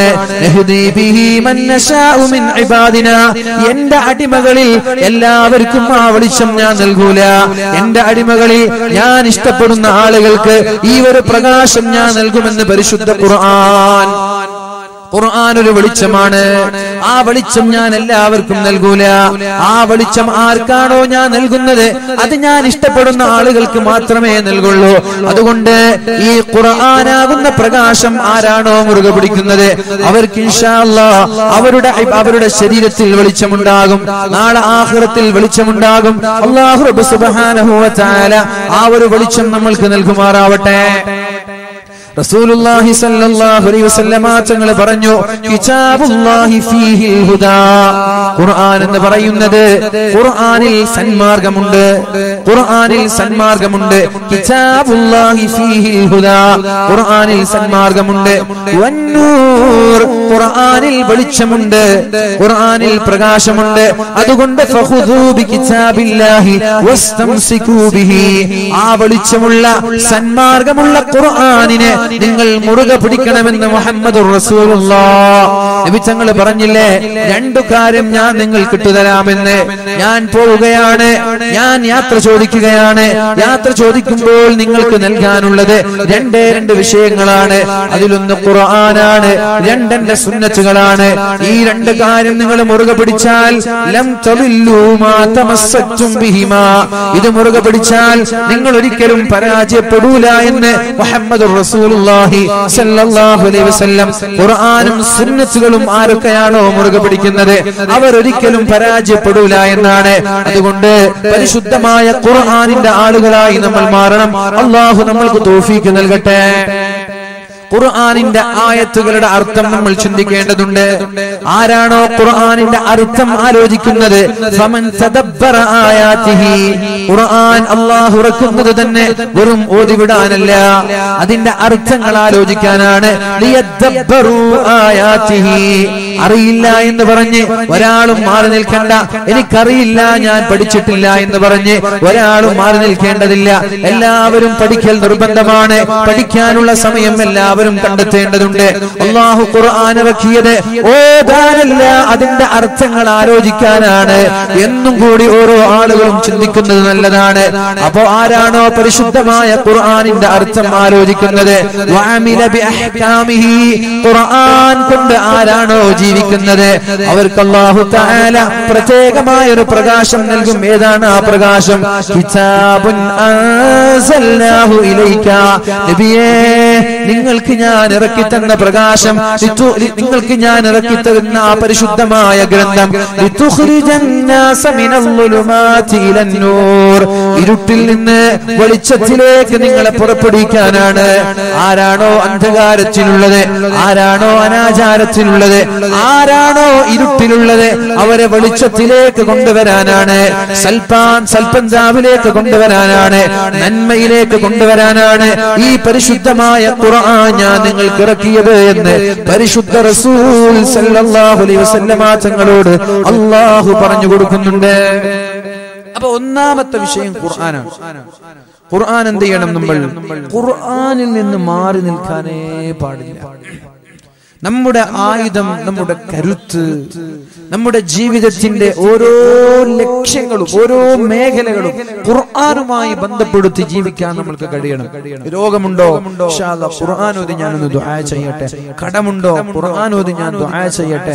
അതേപോലെ ഏത് വിഷയങ്ങളും പരിശുദ്ധമായ ഖുർആനിൽ അഭയം പ്രാപിക്കുന്നവരാകണം. ഒന്നാമത്തെ വിഷയം. ഇനി രണ്ട്, റസൂലുള്ളാഹി സ്വല്ലല്ലാഹു അലൈഹി വസല്ലം പരിശുദ്ധമായ സൂറത്തുൽ ഫാത്തിഹയുടെ, പരിശുദ്ധമായ സൂറത്തുൽ ബഖറയുടെ അവസാനത്തെ ഒരു ആയത്തുണ്ട്. ഏതായത്ത്? ഹദ്ദാദ് ചൊല്ലുന്ന ആളുകൾക്കൊക്കെ അറിയാം. ഏതായത്ത്? സൂറത്തുൽ ബഖറയുടെ അവസാനത്തെ ആയത്ത് ഏതാണ്?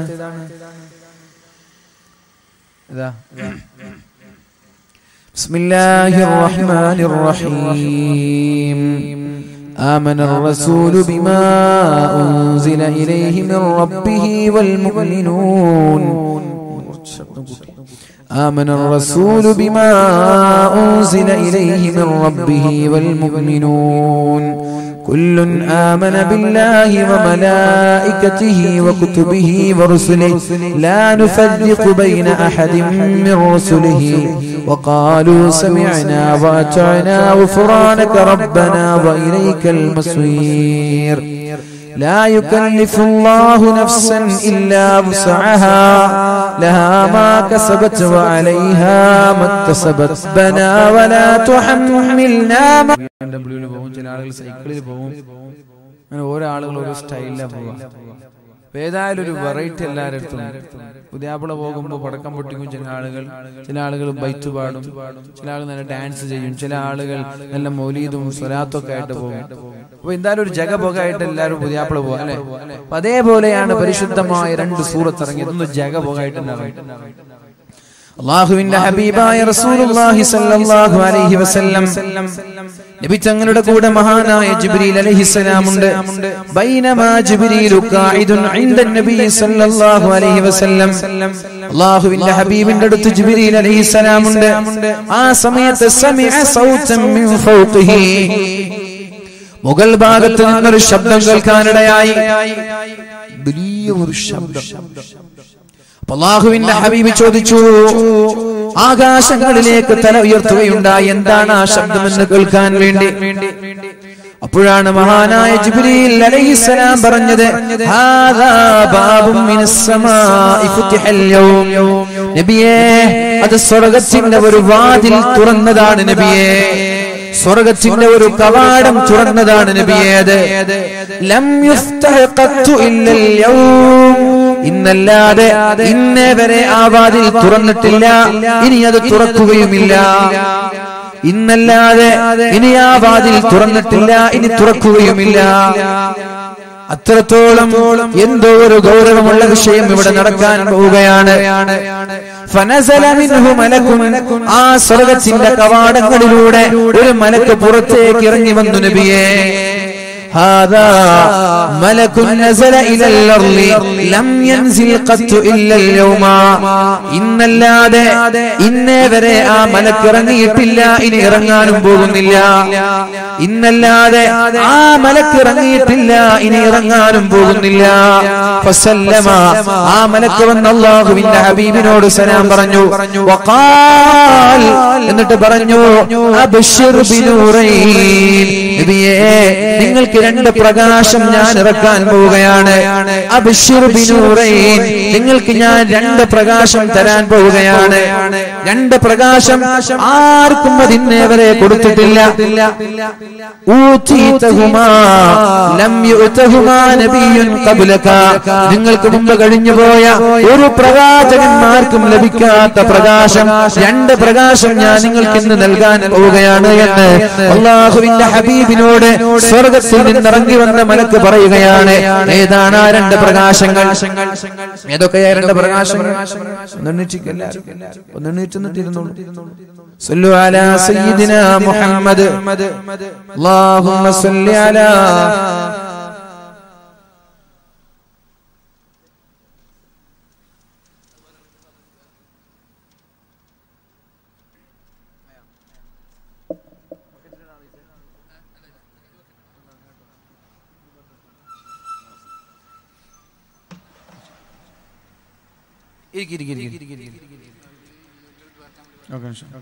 രണ്ട് പ്രകാശമാണ് അല്ലാഹു നിറക്കാൻ പോകുന്നത്.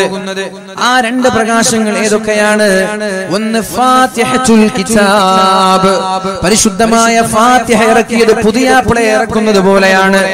ഫാത്തിഹത്തുൽ കിതാബ്, അല്ലാഹു തആല ആകാശങ്ങളിൽ നിന്ന് ഫാത്തിഹ ഇറക്കിയത് ഒരു പുതിയാപ്പിള ഇറക്കുന്നത് പോലെ വളരെ ഗൗരവത്തോടെയാണ്.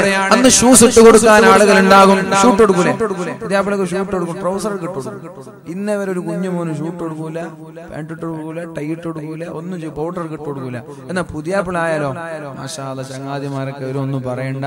അരമണിക്കൂർ പൗഡറും ക്രീമും ജെല്ലും പിന്നെ ഏലം മിനുക്കൽ, അരമണിക്കൂർ തന്നെ പണി. എല്ലാരും എല്ലാം ഷൂവിന്റെ വള്ളികൾ കിട്ടും അല്ലേ? അതാ കാരണം എന്താ? ഇനി ആള് പുതിയാപ്പിളാവാൻ പോകുന്നില്ല, ഇനി മുമ്പ് ആയിട്ടില്ല. അതന്നെ കാരണം. ചില ആളുകൾ പുതിയാപ്പിളാവും, പക്ഷെ ഇത്ര ഒരു കെങ്കേമായിട്ടാവും, രഹസ്യമായിട്ടൊക്കെ ആവും. അതുകൊണ്ടാണത്. അതേപോലെയാണ് അല്ലാഹു ആകാശങ്ങളിൽ നിന്ന് പരിശുദ്ധമായ ഫാത്തിഹ ഇറക്കിയത്. അതുകൊണ്ട് ഫാത്തിഹ നൂറാണ്, പ്രകാശമാണ് ഫാത്തിഹ. ആരാണോ ഫാത്തിഹ വർദ്ധിപ്പിക്കുന്നത് അവർക്ക് ഇൻഷാ അല്ലാഹ് മുഖത്തിന് വെളിച്ചമുണ്ടാകും, ഹൃദയത്തിന് വെളിച്ചമുണ്ടാകും, നാളെ ആഖിറത്തിനും വെളിച്ചമുണ്ടാകും. അതുകൊണ്ട് ഫാത്തിഹ വർദ്ധിപ്പിച്ചുകൊണ്ടേയിരിക്കുക. അല്ലാഹു തൗഫീഖ് ചെയ്യട്ടെ. രണ്ടാമത്തേത് വഖവാതീമു സൂറത്തുൽ ബഖറ, സൂറത്തുൽ ബഖറയുടെ അവസാനത്തെ ആയത്താണത്. അതാണ് ഞാൻ നേരത്തെ ഓതി വെച്ചത്. ലില്ലാഹി മാ ഫിസ് സമാവാതി വമാ ഫിൽ അർദ് വഇൻ തുബ്ദൂ മാ ഫീ അൻഫുസികും ഔ തുഖ്ഫൂഹു യുഹാസിബുകും ബിഹില്ലാഹ് തുടങ്ങുന്ന പരിശുദ്ധമായ സൂറത്തുൽ ബഖറയുടെ അവസാനത്തെ ആയത്തും അല്ലാഹു ഇറക്കിയതാണ്. ഇതുപോലെ ഗൗരവത്തോടെ ഇറക്കിയതാണ്. അതുകൊണ്ട് ആമന റസൂൽ എന്ന് പറയുന്ന ആയത്ത് സൂറത്തുൽ ഫാത്തിഹയും നിരന്തരമായി ആരാണോ വർദ്ധിക്കുന്നത്, ലാ തഖറഅ ബിഹർഫിൻ മിൻഹുമാ, അത് മുഴുവനും ഓതണമെന്നില്ല. അതിന്റെ ഒരു ഹർഫ് ഓതിയാൽ, അതിന്റെ ഒരു ആയത്ത് ഓതിയാൽ ഇല്ലാ ഉഅതീത, ആ ഒരു പ്രകാശം അല്ലാഹു നൽകുമെന്ന് മുഹമ്മദുർ റസൂലുള്ളാഹ്. ഫാത്തിഹയുടെ ഒരു ആയത്ത് ഓതിയാൽ മതി, ആമന റസൂലിന്റെ ഒരു ആയത്ത് ഓതിയാൽ മതി, ഒരു ഹർഫ് ഓതിയാൽ മതി.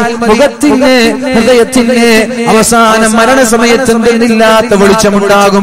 മരിച്ചുപോയാൽ ഖബറിടം വെളിച്ചമാകും. അല്ലാഹു റബ്ബ് സുബ്ഹാനഹു വ തആല തൗഫീഖ് നൽകി അനുഗ്രഹിക്കട്ടെ. വേറൊരു പ്രകാശം, ആ ഒരു പ്രകാശം ആരുടെയൊക്കെ മുഖത്തുണ്ട് ഞാൻ ഇങ്ങനെ നോക്കാൻ. ഓരോ ആളുകളുടെ മുഖത്ത് ആ പ്രകാശമുണ്ട്. സത്യസന്ധമായി കൈപൊക്കണം. വെള്ളിയാഴ്ച ദിവസമാണ് സൂറത്തുൽ കഹ്ഫ് ഓതിയവരൊന്ന് കൈപൊക്ക്.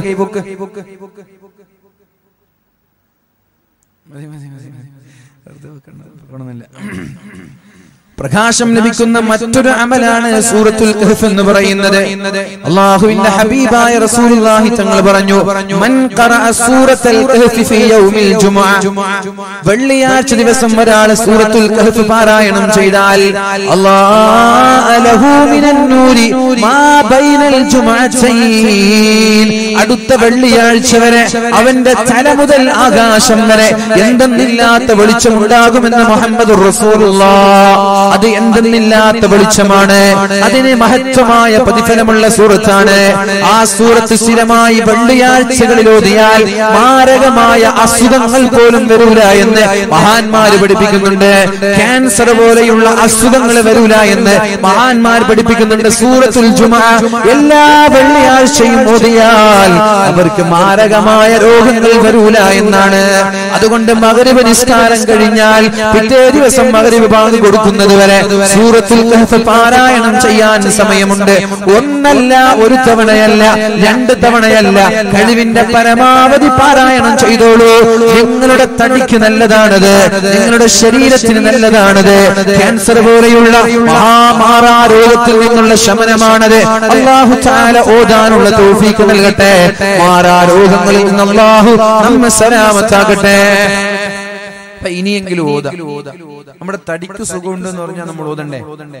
ഡോക്ടർ പറഞ്ഞു ഷുഗറാണ്, മധുരം കഴിക്കരുത് എന്ന് പറഞ്ഞാൽ കഴിക്കാതിരിക്കുന്നത് പോലെ, കൊളസ്ട്രോൾ കൂടിയിട്ടുണ്ട് ഒന്ന് നടക്കണം എന്ന് പറഞ്ഞാൽ നടക്കുന്നത് പോലെ, യൂറിക് ആസിഡ് ഉണ്ട് ഓടണമെന്ന് പറഞ്ഞാൽ ഓടുന്നത് പോലെ.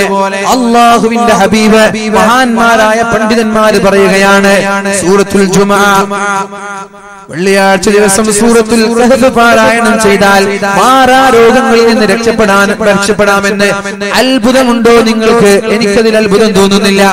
കാരണം ഫീഹി ശിഫാഉൻ ലിന്നാസ് വനുനസ്സിലു മിനൽ ഖുർആനി മാ ഹുവ ശിഫാഉൻ വറഹ്മ. ഖുർആൻ എന്ന് പറയുന്നത് നിറയെ മരുന്നുകളാണ്. ഖുർആൻ എന്ന് പറയുന്നത് നിറയെ മരുന്നുകളാണ് എന്ന് പരിശുദ്ധ ഖുർആൻ. അതിൽ ക്യാൻസറിന് മരുന്നുണ്ട്, അതിൽ ഷുഗറിന് മരുന്നുണ്ട്, അതിൽ കൊളസ്ട്രോളിന് മരുന്നുണ്ട്, അതിൽ ടെൻഷന് മരുന്നുണ്ട്, മാനസികമായ അസ്വസ്ഥതകൾക്കുള്ള മരുന്നുണ്ട്. പരിശുദ്ധമായ ഖുർആനിനെ അല്ലാഹു പരിചയപ്പെടുത്തുന്നത് അങ്ങനെയാണ്. വനുനസ്സിലു മിനൽ ഖുർആനി മാ ഹുവ ശിഫാഉൻ വറഹ്മ. പരിശുദ്ധമായ ഖുർആൻ നിറയെ മരുന്നുകളാണ്, അതൊരു ആശ്വാസത്തിന്റെ വാക്കുകളാണ് എന്ന് അല്ലാഹു തആല പറയുമ്പോ ആരാണോ സൂറത്തുൽ കഹ്ഫ് എല്ലാ വെള്ളിയാഴ്ചയും പാരായണം ചെയ്യുന്നത് അവർക്ക് അല്ലാഹു തആല ഹൃദയത്തിൽ വെളിച്ചം നൽകുമെന്നാണ്, ശരീരത്തിൽ വെളിച്ചം നൽകുമെന്നാണ്, അവരുടെ പ്രവർത്തനത്തിൽ വെളിച്ചം നൽകുമെന്നാണ്. അവരുടെ അമലിനെ അല്ലാഹു ആകാശ ലോകങ്ങളിലേക്ക് ഉയർത്തിക്കൊണ്ടു കൊണ്ടുപോകുമ്പോ പ്രത്യേകമായ ഒരു പ്രകാശത്തോടു കൂടി ഉയർത്തുമെന്നാണ്. നാളെ മഹ്ശറയിലെത്തിയാൽ അവിടെയും വെളിച്ചമുണ്ടാകുമെന്ന് മഹാന്മാര് നമ്മോട് പഠിപ്പിക്കുന്നുണ്ട്. എന്റെ ശബ്ദം ശ്രവിക്കുന്ന ഇവിടെ ഇരിക്കുന്ന ചെറുപ്പക്കാർ, ഓൺലൈനിലൂടെ വീക്ഷിക്കുന്ന ആളുകൾ, ഓഫ്ലൈനിലൂടെ വീക്ഷിക്കുന്ന എന്റെ പ്രിയപ്പെട്ട സഹോദരിമാർ, ദയവ് ചെയ്ത് അടുത്ത ആഴ്ച മുതൽ ഒരു ആഴ്ചയും സൂറത്തുൽ കഹ്ഫ് ഒഴിവാക്കരുത്. അത് നിങ്ങളുടെ തടിക്കുള്ളതാണ്, നിങ്ങളുടെ ആരോഗ്യത്തിനുള്ളതാണ് എന്ന് മഹാന്മാര് പഠിപ്പിക്കുമ്പോൾ ദയവ് ചെയ്ത് മാറരുത്. അല്ലാഹു നമ്മൾക്ക് ബോധം നൽകട്ടെ. വെളിച്ചം കിട്ടാനുള്ള അമലുകൾ എന്തൊക്കെ പറഞ്ഞു? ഒന്ന് ഖുർആൻ മൊത്തത്തിൽ ഓതുക, രണ്ട് സൂറത്തുൽ ഫാത്തിഹയും ആമന റസൂലും, പിന്നെയോ സൂറത്തുൽ കഹ്ഫ് വെള്ളിയാഴ്ചകളിൽ ഓതണം. പിന്നെയുള്ള അമൽ എന്ന് പറയുന്നത് ഒരു മനുഷ്യന്റെ മുഖത്തിനും ശരീരത്തിനും നാളെ മഹ്ശറാലോകത്ത് പ്രകാശം നൽകുന്ന അമലുകൾ ഏതൊക്കെയാണത്? വുദൂ ചെയ്യുമ്പോൾ നമ്മൾ വളരെ വളരെ കയറ്റി ചെയ്യണം എന്നുള്ളതാണ്. നല്ല തണുപ്പുള്ള രാവിലെകളാണ് നമ്മൾക്കുള്ളത്. വാല് കഴിഞ്ഞു 12 മണി വരെ വാലിനിരുന്ന് കരഞ്ഞിട്ട് ദുആ ചെയ്തിട്ട് ഇങ്ങനെ ഇവിടെ നിന്ന് സദസ്സിൽ നിന്ന് പിരിഞ്ഞു പോയി. എന്നിട്ട് നല്ല ഉറക്കാണ്, എണീക്കുന്നത് 8 മണിക്ക്. അല്ലാഹു തആല നമ്മുടെ വാലുകൾ എത്രത്തോളം സ്വീകരിക്കുമെന്ന് ആലോചിച്ചാൽ മതി. വാല് തുടങ്ങുന്നത് 10 മണിക്ക്, തീരുന്നത് 12 മണിക്ക്, ഉറങ്ങുന്നത് 2 മണിക്ക്. രാവിലെ അലാം മുട്ടിയാൽ അറിയില്ല. കൂട്ടുകാരും എണീക്കുന്നില്ല. എല്ലാവരും തഹജ്ജുദ് നിസ്കരിച്ചിരുന്നു, എല്ലാവരും ജമാഅത്തിന് പള്ളിയിലേക്ക് പോയിരുന്നു. വാലിന് വന്നത് കാരണത്താൽ ഒരു വീട്ടുകാരുടെ തഹജ്ജുദ് നഷ്ടപ്പെട്ടാൽ ആരാണ് ഉത്തരവാദി? വാലിന് വന്നത് കാരണത്താൽ ഒരു വീട്ടുകാരുടെ ജമാഅത്ത് നഷ്ടപ്പെട്ടാൽ ആരാണ് ഉത്തരവാദി? സംഘാടകർ പറയും നിങ്ങളാണ്, നിങ്ങൾ ഒരു സംഘാടകരാണ്. ഞാൻ പറയും നിങ്ങളാണ്. സംഘാടകരുണ്ട്. കാരണം എന്തേ 9:30 മണിക്കെന്ന് പറഞ്ഞാൽ 9:30 മണിക്ക് നമുക്ക് തുടങ്ങാൻ കഴിയാത്തത്? സംഘാടകര് പറയും ആളുകൾ എത്തിയിട്ടില്ല എന്ന്, നിങ്ങൾ പറയും പ്രഭാഷകൻ എത്തിയിട്ടില്ല എന്ന്. പ്രഭാഷകൻ വീട്ടിലിരുത്തും, ഭക്ഷണം കഴിച്ചിട്ട് അരമണിക്കൂർ, ആളുകൾ എത്തിയിട്ട് പോയാൽ പോരെ എന്ന് ചോദിക്കുന്നു. നിങ്ങൾ എന്ത് ചെയ്യും? പ്രഭാഷകൻ വേദിയിലെത്തുമ്പോ തുടങ്ങിയാൽ പതുക്കെ പതുക്കെ ഓരോ ആളുകൾ വരും. അവിടെ വണ്ടിയിലിരിക്കും, ഷോപ്പിലിരിക്കും, അപ്പുറത്തൊക്കെ ഇരിക്കും. വാല് തുടങ്ങിയാൽ പതുക്കെ പതുക്കെ ഓരോ ആളുകൾ വന്നിട്ടിരിക്കും.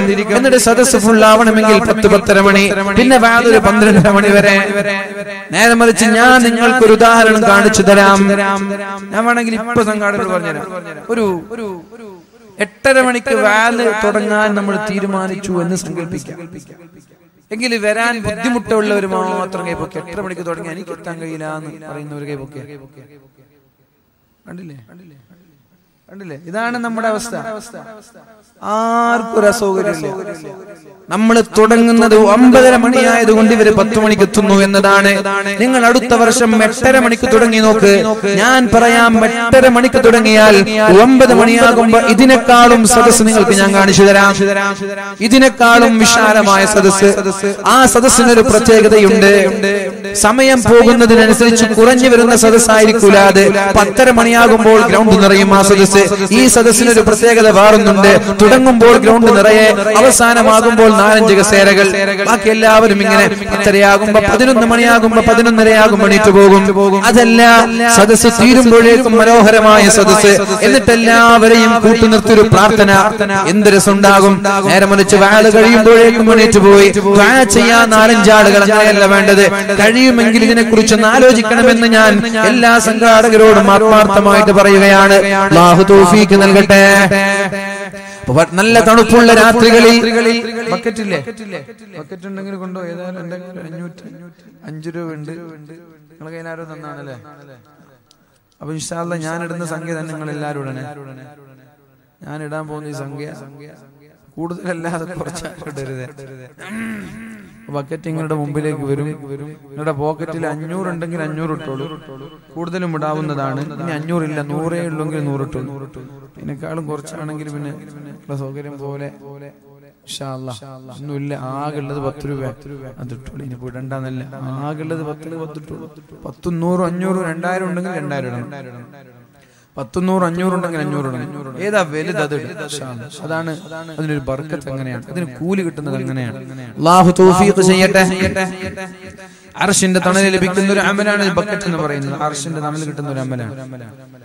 അപ്പൊ എത്ര കണ്ട് ഇത്തരം ബക്കറ്റുകളിൽ രഹസ്യമായി നല്ല സംഖ്യ നമ്മൾ ഇടുന്നുണ്ടോ അതിനനുസരിച്ച് അർശിന്റെ തണൽ നാളെ കിട്ടും. ബക്കറ്റ് ആരും കാണൂല. ഞാനിപ്പോ റഷീദ് ഖാന്റെ കയ്യിൽ ഒരാളാ ക്യാഷ് കൊടുത്തു. ഇത് റഷീദ് അറിഞ്ഞു ആരാണ് ഈ കൊടുത്തത്. അപ്പൊ അയാൾ സ്വതക്ക വലത് കൈ കൊടുത്തത് റഷീദ് പറഞ്ഞു, ഇടത് കൈ പറഞ്ഞു. നേരെ മറിച്ച് ബക്കറ്റ് ആകുമ്പോ ആരും അറിയില്ല, ഞാനും അറിയില്ല, സംഘാടകർ അറിയില്ല, ബക്കറ്റും അറിയില്ല, ആരും അറിയില്ല. അതാണ് രഹസ്യമായ സ്വതക്ക എന്ന് പറയുന്നത്. അത്തരം സ്വതക്കകൾ നിങ്ങൾ എന്ത് ചെയ്യാ? ആത്മാർത്ഥമായിട്ട് ചെയ്യാം. പള്ളിയുടെ ഭണ്ഡാരപ്പെട്ടി, പള്ളിയിൽ പോയാല് അവിടെ ഭണ്ഡാരപ്പെട്ടി ഉണ്ടാകും. എല്ലാരും ഉറങ്ങുന്ന സമയത്ത് അല്ലെങ്കിൽ ആരും ഇല്ലാത്ത സമയത്ത് അവിടെ പോയിട്ട് 2000 രൂപയുടെ അർഷിന്റെ തണൽ കിട്ടും. ഞാൻ ഉറപ്പില്ല അർഷിന്റെ തണൽ കിട്ടും. കാരണം അതാരും കാണാതിട്ട് വലിയ 2000 രൂപ എന്ന് പറഞ്ഞാൽ നല്ല സംഖ്യ അല്ലേ? ചെറിയ സംഖ്യയാണ് 2000 രൂപ എന്ന് പറഞ്ഞാലാണോ? നല്ല സംഖ്യ അല്ലേ? കുറച്ചോ നിങ്ങൾക്ക് 2000 ഒന്നും വലിയ സംഖ്യ അല്ലേ? പൈസക്കാരായ നമ്മൾ എന്ത് ചെയ്യാം? എന്നെ സംബന്ധിച്ചിടത്തോളം 2000 എന്ന് പറഞ്ഞാൽ നല്ല സംഖ്യയാണ്. പക്ഷെ അതൊക്കെ നല്ല സംഖ്യകളാണ്. അതുകൊണ്ട് എന്ത് ചെയ്യണം? വളരെ രഹസ്യമായി നമ്മൾ സംഭാവനകൾ ചെയ്യണം. ബക്കറ്റുകളിലൊക്കെ പ്രത്യേകമായി. അല്ലാഹു റബ്ബ് സുബ്ഹാനഹു വ തആല തൗഫീഖ് നൽകട്ടെ. അപ്പോ നമ്മുടെ മുഖത്തിനും ശരീരത്തിനും പ്രകാശം ലഭിക്കാനുള്ള അമലുകൾ ഒരുപാടുണ്ട്.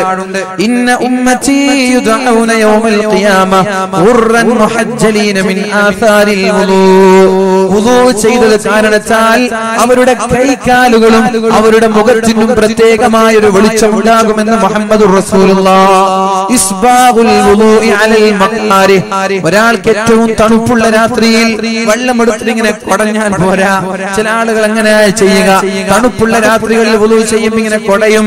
എന്നാൽ നിങ്ങൾ പാകിസ്ഥാനികളെ കണ്ടുപിടിക്കണം, നല്ല ചുട്ടുപൊള്ളുന്ന വെള്ളം പൈപ്പിലൂടെ കടന്നു വന്നാലും ഒരു കൂസലുമില്ലാതെ അതിന്റെ താഴെ കൈയും വെച്ച് ഇങ്ങനെ കഴുകും. അവർ ഒരു കൂസലും അവർക്കുണ്ടാവൂല.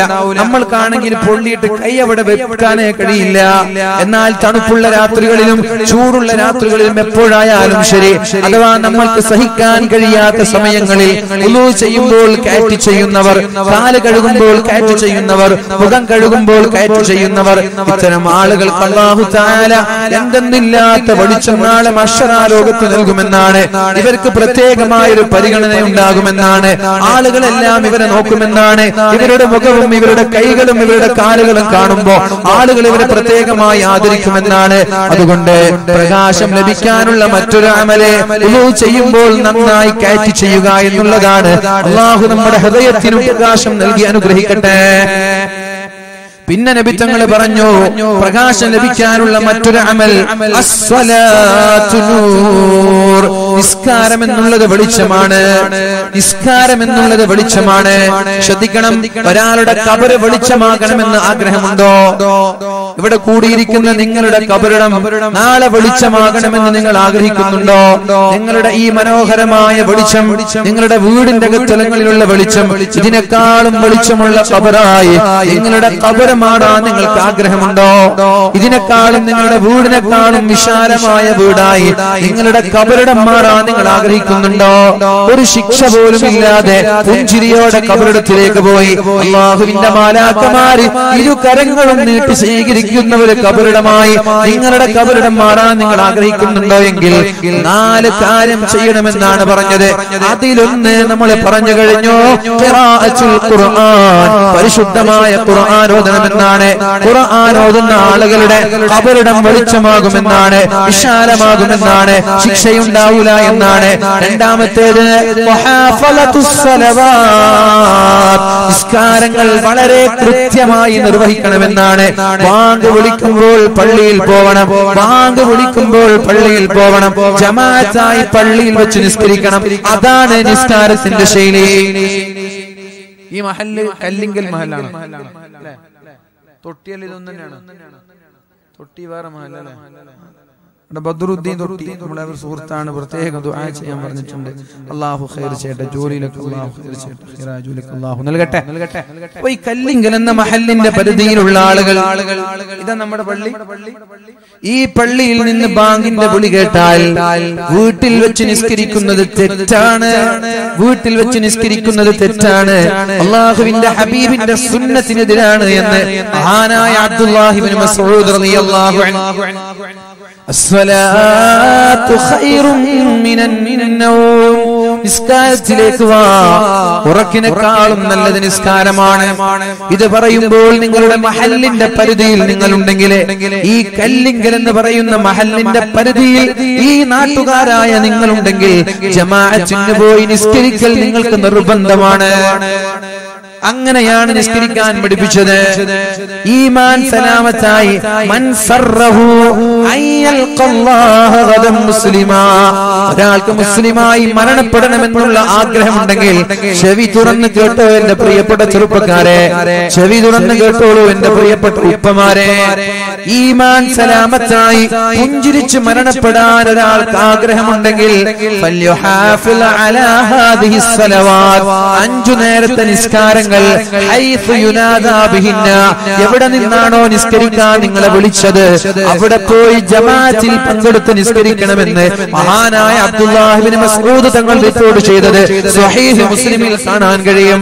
അതുകൊണ്ട് ബാങ്ക് വിളിക്കുമ്പോൾ മഹല്ലിന്റെ പരിധിയിലുള്ള മഹല്ലുകാർ നിസ്കരിക്കാതെ വീട്ടിൽ വെച്ച് നിസ്കരിക്കുകയാണെങ്കിൽ ഈമാൻ സലാമത്തായി മരണപ്പെടാൻ പ്രയാസപ്പെടേണ്ടി വരുമെന്നാണ് ഈ മഹത്തായ ഹദീസിന്റെ താല്പര്യം. നിങ്ങൾക്ക് വിട്ടു വേണ്ട പോലെ അങ്ങനെ വരികയാണെങ്കിൽ സുബഹി നിസ്കാരത്തിനാണ് ജുമഅയേക്കാളും കൂടുതൽ ആളുകൾ ഇവിടെ ഉണ്ടാവേണ്ടത്. ജുമഅയ്ക്ക് നിങ്ങൾ ഒരുപക്ഷേ കാഞ്ഞങ്ങാട് അല്ലെങ്കിൽ കാസർഗോഡ് അല്ലെങ്കിൽ പല സ്ഥലങ്ങളിലുള്ള സ്കൂളുകളിലായിരിക്കും. സുബഹിക്ക് എല്ലാവരും വീട്ടിൽ വന്ന് കിടന്നുറങ്ങുന്ന സമയമാണ്. സുബഹിയുടെ ബാങ്ക് നിങ്ങളുടെ വീട്ടിലേക്ക് കേൾക്കുമെന്ന കാര്യത്തിൽ സംശയമില്ല. എന്നാൽ ആ സുബഹി നിസ്കാരത്തിന് 10 വയസ്സിന്റെ മുകളിലുള്ള എല്ലാ മക്കളും പള്ളിയിലേക്ക് പോകണം. 10 വയസ്സിന്റെ മുകളിലുള്ള എല്ലാവരും. നടക്കാൻ കഴിയാത്തവർക്ക് വരെ എക്സ്ക്യൂസ് കൊടുത്തിട്ടില്ല. പക്ഷേ എന്നാലും അവരെ നമ്മൾക്ക് ഒഴിവാക്കാം. ശാരീരികമായ പ്രയാസമുള്ളവരെ നമ്മൾക്ക് ഒഴിവാക്കാം. എണീക്കാൻ കഴിയാത്തവർ, നടക്കാൻ കഴിയാത്തവർ ബാങ്കിന്റെ വിളിയാളം കേട്ടപ്പോൾ എന്നെ ഒന്ന് പള്ളിയിലേക്ക് കൊണ്ടുപോകൂ എന്ന് പറഞ്ഞപ്പോൾ കൂടെയുള്ളവർ പറഞ്ഞു, എന്തിനാണ് നിങ്ങൾ ഇങ്ങനെ കഷ്ടപ്പെടുന്നത്? നിങ്ങൾക്ക് എക്സ്ക്യൂസ് ഉണ്ടല്ലോ, നിങ്ങൾക്ക് ഇളവുണ്ടല്ലോ, പോയില്ലെങ്കിൽ പ്രശ്നമില്ലല്ലോ. അപ്പോഴാണ് അദ്ദേഹം പറഞ്ഞത്, ബാങ്കിന്റെ വിളി കേട്ടാൽ പിന്നെ എങ്ങനെയാണ് പള്ളിയിൽ പോവാതെ ഞാൻ അവിടെ ഇരിക്കുന്നത്? അങ്ങനെ പള്ളിയിൽ പോയി ഇമാം നിസ്കരിക്കാൻ തുടങ്ങി. നിസ്കാരം തുടങ്ങിയിട്ട് റുക്കൂയിലേക്ക് പോയി. റുക്കൂയിൽ നിന്ന് അയാൾ എണീറ്റില്ല. റുക്കൂയിൽ കിടന്ന് മരണപ്പെടുകയാണ് അയാൾ ചെയ്തത്. അപ്പൊ നമ്മൾ എന്താ ചെയ്യേണ്ടത്? നമ്മൾക്ക് എണീറ്റ് നടക്കാനുള്ള ആരോഗ്യമുണ്ടെങ്കിൽ 10 വയസ്സിന്റെ മുകളിലുള്ള എല്ലാ ആളുകളും പള്ളിയിൽ നിന്ന് ബാങ്കിന്റെ വിളിയാണ് കേൾക്കുന്നുവെങ്കിൽ മഹല്ലിന്റെ പരിധിയിലുണ്ടെങ്കിൽ നിർബന്ധമായും പള്ളിയിലേക്ക് പോകണം. ആരെങ്കിലും ഒരാൾ പോയില്ലെങ്കിലോ? ആരെങ്കിലും ഒരാൾ പോവാതെ വീട്ടിൽ വെച്ച് നിസ്കരിച്ചാൽ അവര് അല്ലാഹുവിന്റെ ഹബീബിന്റെ സുന്നത്തിന് എതിരാണ് പ്രവർത്തിച്ചത് എന്ന് മഹാനായ അബ്ദുല്ലാഹ് ഇബ്നു മസ്ഊദ് തങ്ങൾ. ഹബീബിന്റെ സുന്നത്തിനെതിരെ ഒരാൾ പ്രവർത്തിച്ചാൽ അയാൾ വഴി പിഴച്ചു പോയി എന്നും മഹാനായ അബ്ദുല്ലാഹ് ഇബ്നു മസ്ഊദ് തങ്ങൾ അവര് നരകത്തിലേക്ക് പെട്ടുപോകുമെന്നും മഹാനായ അബ്ദുല്ലാഹ് ഇബ്നു മസ്ഊദ് തങ്ങൾ പറയുന്നുണ്ട്. അതുകൊണ്ട് പള്ളിയിൽ നിന്ന് ബാങ്ക് കേട്ടാൽ ജമാഅത്തിന് പോകൽ നിർബന്ധമാണ്. 10 വയസ്സിന്റെ മുകളിലുള്ള എല്ലാ ആളുകളും ആ ഉത്തരവാദിത്തം ഇവരുടെ ഈ നാട്ടിലുള്ള പെണ്ണുങ്ങളാണ് ഏറ്റെടുക്കേണ്ടത്. ഈ നാട്ടിലുള്ള ഭാര്യമാരാണ് ഏറ്റെടുക്കേണ്ടത്. നിങ്ങളുടെ ഭർത്താക്കന്മാരെ നിങ്ങൾ പള്ളിയിലേക്ക് അയക്കണം. ഈ നാട്ടിലുള്ള ഉമ്മമാരാണ് ഏറ്റെടുക്കേണ്ടത്. നിങ്ങളുടെ മക്കൾ 10 വയസ്സിന്റെ മുകളിലുള്ളവരാണെങ്കിൽ ഓരോ വക്തിലും നിസ്കരിക്കാൻ പള്ളിയിലേക്ക് അയക്കണം. അല്ലാഹു തൗഫീഖ് ചെയ്യട്ടെ. ഞാൻ ചോദിക്കും, നാളെ പള്ളിയിൽ ആരൊക്കെ ഉണ്ടായി? അപ്പൊ അറിയും വേദ നിങ്ങൾക്ക് ഉപകരിച്ചിട്ടുണ്ടോ ഇല്ലേ, അടുത്ത വർഷം വേദ വെക്കണോ വേണ്ടെന്നൊക്കെ തീരുമാനിക്കല് ഈ വേദ കഴിഞ്ഞിട്ട് മാറ്റമുണ്ടോ ഇല്ലേ നോക്കിയിട്ടാണ്.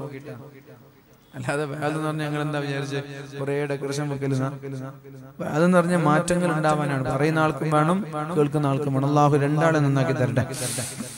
ഇന്ന ഉമ്മത്തി, അല്ലാഹുവിന്റെ ഹബീബ് പറയുന്നുണ്ട്, ഖബർ വിശാലമാകാൻ, ഖബർ സ്വർഗീയമാകാൻ നിങ്ങൾ ചെയ്യേണ്ടത് വഹാഫലത്തുസ് സ്വലാവാത്ത്, നിസ്കാരങ്ങൾ വളരെ കൃത്യമായി ബാങ്ക് വിളിക്കുമ്പോൾ ജമാഅത്തിൽ പോയി പങ്കെടുക്കുന്നവരാണെങ്കിൽ അവരുടെ ഖബർ വെളിച്ചമാകും, അവരുടെ ഖബർ വിശാലമാകുമെന്ന്, അവരുടെ ഖബറിൽ നിന്ന് അല്ലാഹു ശിക്ഷയെ ഉയർത്തുമെന്ന് മുഹമ്മദുർ റസൂലുള്ളാഹ്.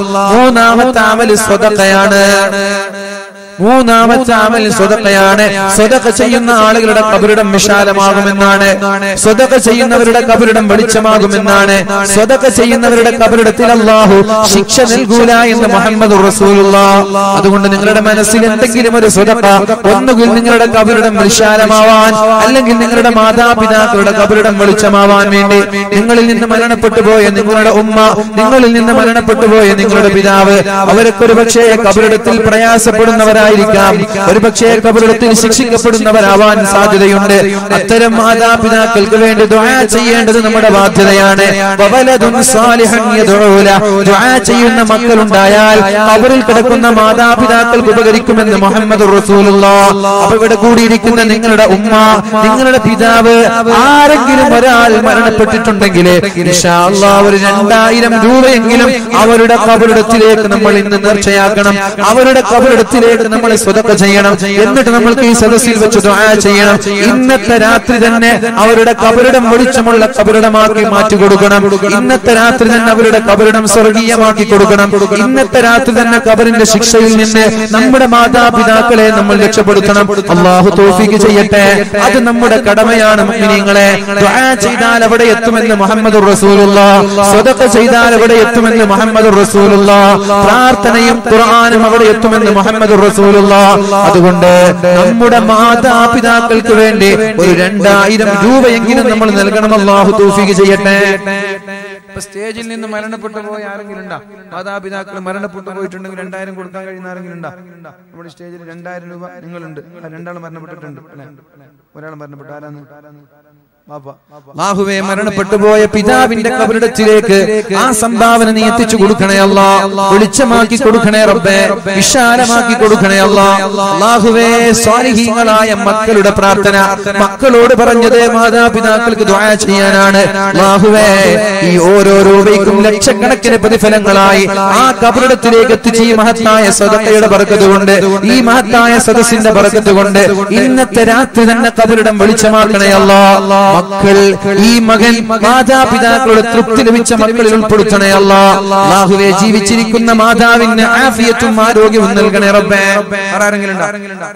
പറഞ്ഞോളൂട്ടാ.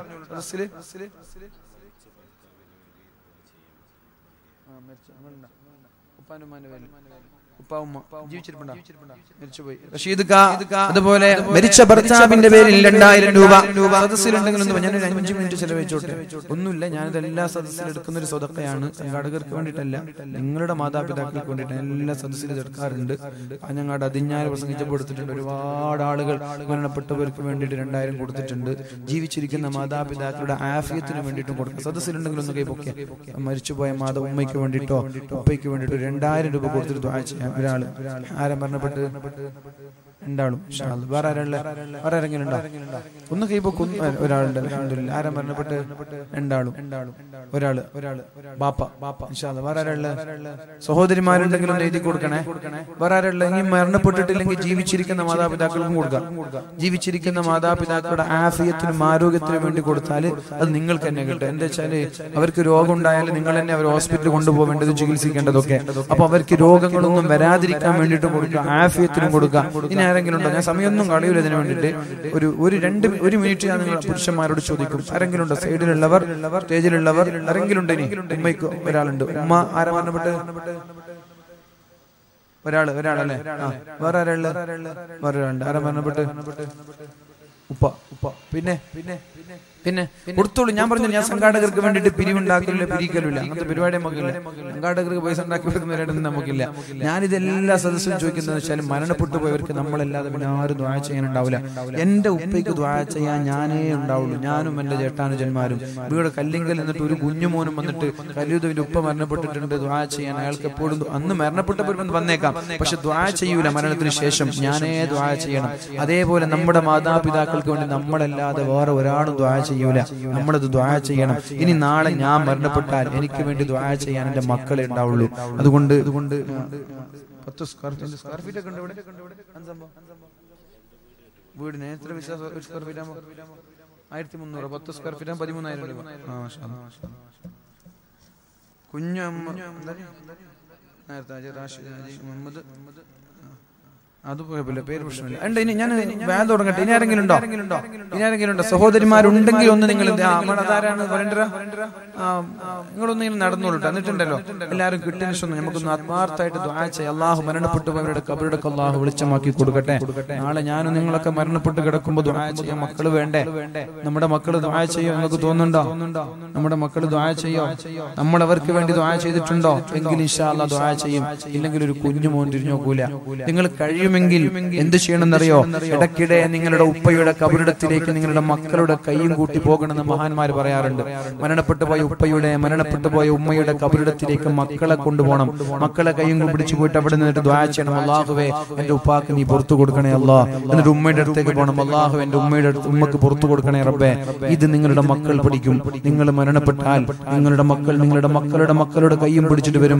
അല്ലാഹു എന്റെ ഉപ്പാക്ക് പൊരുത്തപ്പെട്ടു കൊടുക്കണേ അല്ലാഹ്. മക്കളുടെ ദുആ കൊണ്ട് ഖബറിൽ കിടക്കുന്ന മാതാപിതാക്കൾ രക്ഷപ്പെടുമെന്നാണ്. അല്ലാഹുവേ ഞങ്ങളുടെ മാതാപിതാക്കൾ മരണപ്പെട്ടു പോയവർക്ക് വേണ്ടി ഒരുപാട് പേര് ഹദിയ ചെയ്തിട്ടുണ്ട്.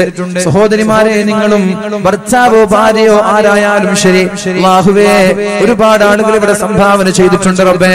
ഈ സംഭാവനകൾ അവരുടെ ഖബറിടങ്ങളിലേക്ക് നീ എത്തിച്ചു കൊടുക്കണേ അല്ലാഹ്.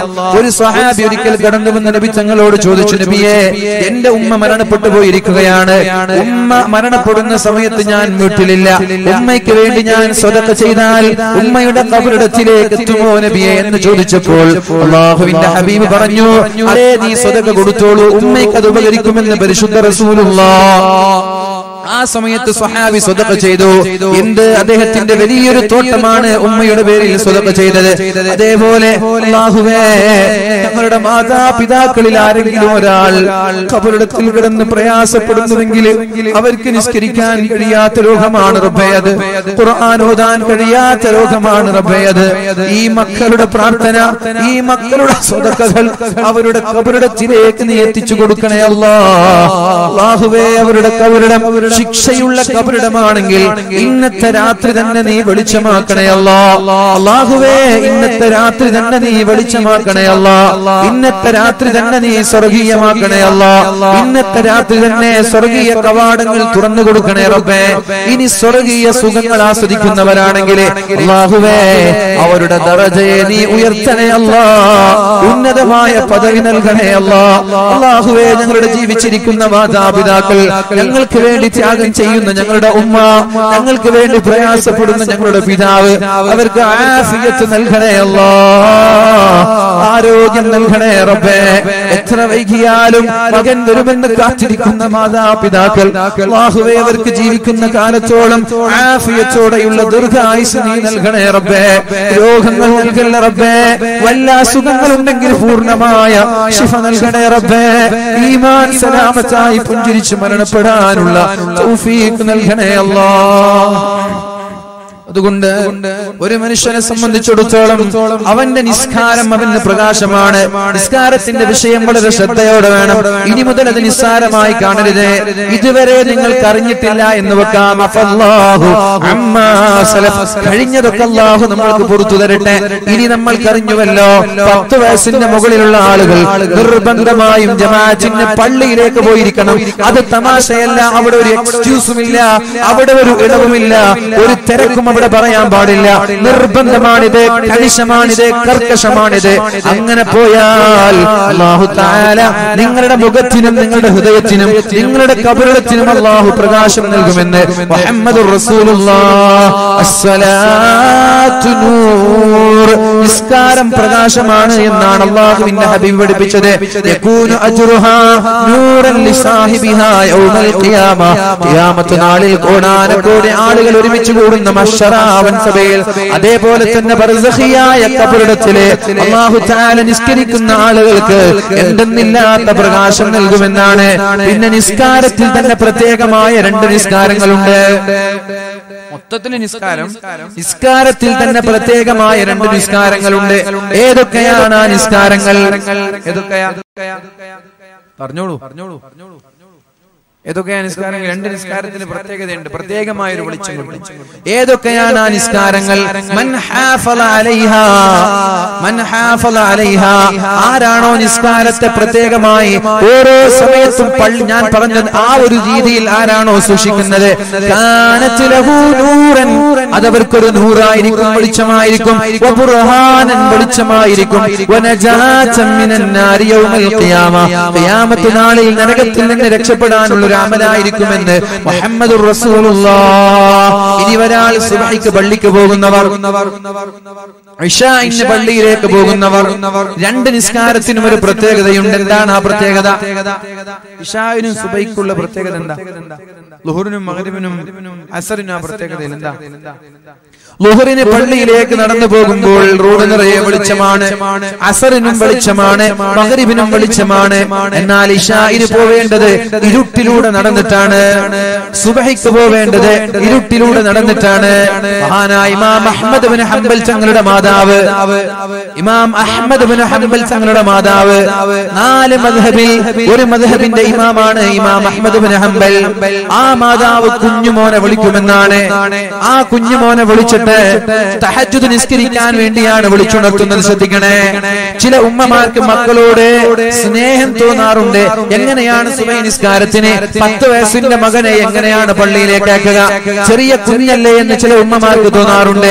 ആ ഒരു സ്നേഹം കപടമാണ്, കാപട്യത്തിന്റെ സ്നേഹമാണത്. അതുകൊണ്ട് ഇമാം അഹ്മദ് ഇബ്നു ഹംബൽ എന്നവർ അദ്ദേഹത്തിന്റെ മകനെ, ഇമാം അഹ്മദ് ഇബ്നു ഹംബൽ എന്നവരുടെ മാതാവ് അദ്ദേഹത്തെ വളരെ ചെറുപ്പത്തിലെ 10 വയസ്സ് പ്രായമുള്ള സമയത്ത് തഹജ്ജുദ് നിസ്കരിക്കാൻ വേണ്ടി വിളിക്കാറുണ്ടായിരുന്നു. ഉമ്മ വളരെ നേരത്തെ എണീക്കും, എന്നിട്ട് വെള്ളം ചൂടാക്കും, എന്നിട്ട് മകനെ വിളിക്കും. ആ വെള്ളത്തിൽ മകനെ കുളിപ്പിക്കും. കുളിപ്പിച്ചിട്ട് രണ്ടുപേരും തഹജ്ജുദ് നിസ്കരിച്ച് സുബഹി ബാങ്ക് വിളിക്കുന്നത് വരെ ദുആ ചെയ്യും. അത് കഴിഞ്ഞാലോ നേരെ ഉമ്മ മകന്റെ കൈയും പിടിച്ചുകൊണ്ട് സുബഹിക്ക് പള്ളിയിലേക്ക് നടന്നു വരുമെന്നാണ്. മകന്റെ നിസ്കാരം കഴിയുന്നത് വരെ ഉമ്മ കാത്തിരിക്കുമെന്നാണ്. എന്നിട്ട് നിസ്കാരം കഴിഞ്ഞാൽ ഉമ്മ തിരിച്ചു കൊണ്ടുപോകുമെന്നാണ്. അന്ന് ഇമാം അഹ്മദ് ഇബ്നു ഹംബൽ തങ്ങളുടെ വയസ്സ് 10 വയസ്സാണ്. അപ്പൊ ഞാൻ പറയുന്നത്, ഒരു മനുഷ്യന്റെ നിസ്കാരം നിർബന്ധമാകുന്നത് 10 വയസ്സിന്റെ സമയത്താണ്. ആ സമയത്ത് തന്നെ ജമാഅത്ത് നിർബന്ധമാണ്. ഉമ്മമാരെ, ഭാര്യമാരോട്, രക്ഷിതാക്കളോട്, ഉപ്പമാരോട് പറയാനുള്ളത്, ആ സമയത്ത് വളരെ ഗൗരവത്തോടെ നിസ്കാരത്തിന്റെ വിഷയത്തിൽ ഒരു എക്സ്ക്യൂസും നമ്മുടെ മക്കൾക്ക് നൽകാൻ പാടില്ല. രാത്രി ബശ്ശിരിൽ മശാഈന ഫിൽ ളുലം, രാത്രി സമയങ്ങളിൽ നടക്കുന്നവരോട് നിങ്ങൾ സന്തോഷ വാർത്ത അറിയിക്കൂ നബിയേ.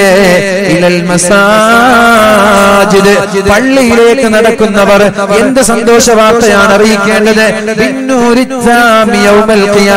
ഖിയാമത്ത് നാളിൽ എന്തെന്നില്ലാത്ത വെളിച്ചം, എന്തെന്നില്ലാത്ത പ്രകാശം ഈ ഇശാ നിസ്കാരത്തിന് പള്ളിയിലേക്ക് നടന്നു പോകുന്നവർക്ക്, സുബഹി നിസ്കാരത്തിന് പള്ളിയിലേക്ക് നടന്നു പോകുന്നവർക്ക് അല്ലാഹു നൽകുമെന്ന് മുഹമ്മദുർ റസൂലുള്ളാഹ്. പള്ളിയിൽ നിന്ന് തിരിച്ചു വന്നതിനും അല്ലാഹു പ്രതിഫലം തരും. ഇശാ നിസ്കാരത്തിന് പള്ളിയിലേക്ക് നടന്നു പോകണം, സുബഹി നിസ്കാരത്തിനും പള്ളിയിലേക്ക് നടന്നു പോകണം. അതെന്തെന്നില്ലാത്ത വെളിച്ചം ലഭിക്കാൻ കാരണമാകുമെന്ന് അല്ലാഹുവിന്റെ ഹബീബായ റസൂലുള്ളാഹി സ്വല്ലല്ലാഹു അലൈഹി വസല്ലമ തങ്ങൾ പഠിപ്പിക്കുന്നുണ്ട്. ഇനി എന്തിനാണ് ഈ നൂറ്, എന്തിനാണ് ഈ വെളിച്ചം, എന്തിനാണ് ഈ പ്രകാശം? ഇതിന് വല്ല പ്രത്യേകതയുമുണ്ടോ? നോക്ക്, അല്ലാഹുവിന്റെ ഹബീബായ മുഹമ്മദുർ റസൂലുള്ളാഹ് നബി തങ്ങൾ നിസ്കരിക്കാൻ നിന്നാൽ ഒരു പ്രാർത്ഥന നടത്താറുണ്ട്. നിസ്കരിക്കാൻ വേണ്ടി കയറിയാൽ ഒരു പ്രാർത്ഥന നടത്താറുണ്ട്. എന്താണ് ആ പ്രാർത്ഥന? അല്ലാഹുമ്മ ലക്കൽ ഹംദ്, അല്ലാഹുമ്മ ലക്കൽ ഹംദു അൻത നൂറുസ് സമാവാതി വൽ അർദ്. അല്ലാഹുവേ, സർവസ്തുതിയും നിനക്കാണ് റബ്ബേ. അൻത നൂറുസ് സമാവാതി വൽ അർദ്, ആകാശങ്ങളുടെ ഭൂമിയുടെ പ്രകാശമാണല്ലോ റബ്ബേ. ആകാശത്തിന്റെയും ഭൂമിയുടെയും വെളിച്ചമായ അല്ലാഹ്, നിനക്കാണ് സർവസ്തുതിയുമെന്ന് അല്ലാഹുവിന്റെ ഹബീബ് നിസ്കരിക്കാൻ വേണ്ടി നിന്നാൽ പറയാറുണ്ടായിരുന്നു എന്നാണ്. അതേപോലെ നബി തങ്ങളുടെ പ്രത്യേകമായ ഒരു ദുആ ഉണ്ട്. അല്ലാഹുമ്മ ജഅൽ ഫീ ഖൽബി നൂറാ വഫീ ബസരി നൂറാ വഫീ സമഈ നൂറാ വഅൻ യമീനി നൂറാ വഅൻ യസാരി നൂറാ വഫൗഖി നൂറാ വതഹ്തി نورا وأمامي نورا وخلفي نورا وعظم لي نورا. നബി തങ്ങളുടെ ദുആയാണ്. അല്ലാഹുവേ ഉറക്കെ ദുആ ചെയ്യ് എല്ലാവരും. നിങ്ങൾ തണുപ്പൊക്കെ പോട്ടെ. അല്ലാഹുമ്മ അല്ലാഹുമ്മ അല്ലിം ലീ അല്ലാഹുമ്മ ഇജ്അൽ ഫീ ഖൽബി നൂറാ. നിങ്ങൾ എന്റെ കൂടെ പറയുന്നതുകൊണ്ടാ സൗണ്ട് കേൾക്കാത്തത്? ഉറക്കെ പറയുന്നുണ്ടോ? നിങ്ങൾക്ക് എല്ലാവർക്കും മൈക്ക് വേണം? മൈക്ക് വേണം എല്ലാവർക്കും ഒരു മൈക്ക്. ഉറക്കെ പറഞ്ഞു നിങ്ങനെ നല്ല ശബ്ദം മുഖരിതമാണ്. അതേപോലെ തന്നെ അല്ലാഹുമ്മ ഇജ്അൽ ഫീ ഖൽബി നൂറാ. ഖൽബ് എന്ന് പറഞ്ഞാൽ ഹൃദയമാണ്. അല്ലാഹുവേ എന്റെ ഹൃദയത്തിൽ നീ വെളിച്ചം നൽകണേ അല്ലാഹ്.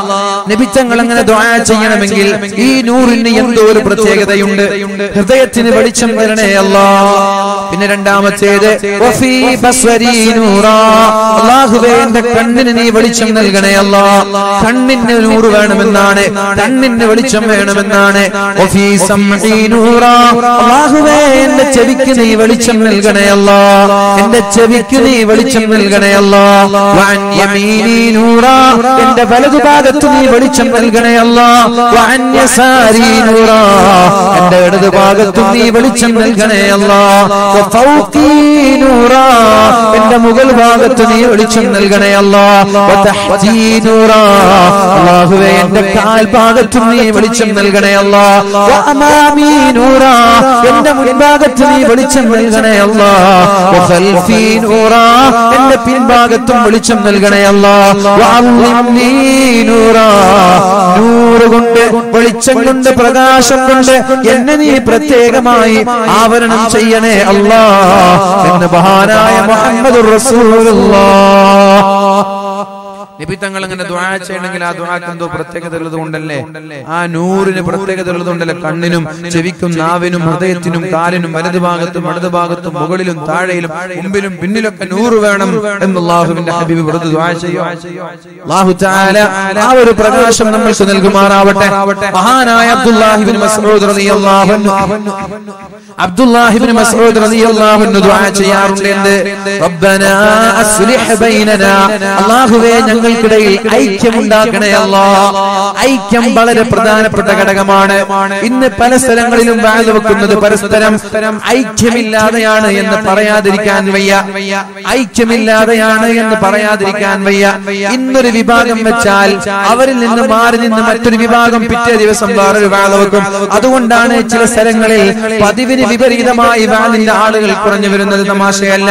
ഇന്നൊരു 10 ദിവസം നീണ്ടു നിൽക്കുന്ന വാല്, എന്നാൽ ഇതിന് തത്തുല്യമായി കിടപിടിക്കുന്ന വേറൊരു സംഘടന ഇവിടെ ഉണ്ടോ ഇല്ലേ എന്ന് എനിക്കറിയില്ല. ഉണ്ടെങ്കിൽ അവരെ കീഴിൽ വേറൊരു 10 ദിവസം. ആരാണ് എല്ലാ ദിവസവും വാലിന് വരുന്നത്?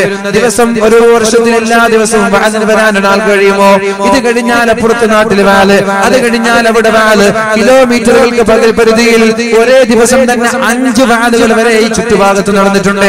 എനിക്കറിയാം കിലോമീറ്റർ പരിധിയിൽ 5 കിലോമീറ്റർ പരിധിയിൽ 5 വാല് നടന്ന സമയം ഇവിടെയുണ്ട്. അപ്പൊ ഈ വാൽ എന്ന് പറയുന്നത് ഇങ്ങനെ ഓരോ ആളുകൾ വാശിക്ക് വെക്കുകയാണെങ്കിൽ ഒരു സ്ഥലത്തേക്ക് ഞാൻ വാല് പറയാൻ പോയി, സ്ഥലം ഞാൻ പറയുന്നില്ല. നമ്മുടെ അതേ സംഘടനയിൽ തന്നെ വിള്ളലാണ്. നമ്മുടെ അതേ സംഘടനയിൽ തന്നെ വിള്ളലാണ്. എന്നിട്ടോ ഒരു വിഭാഗം ആദ്യം വാല് വെച്ചു, അടുത്ത വിഭാഗം പിന്നെ വാല് വെച്ചു.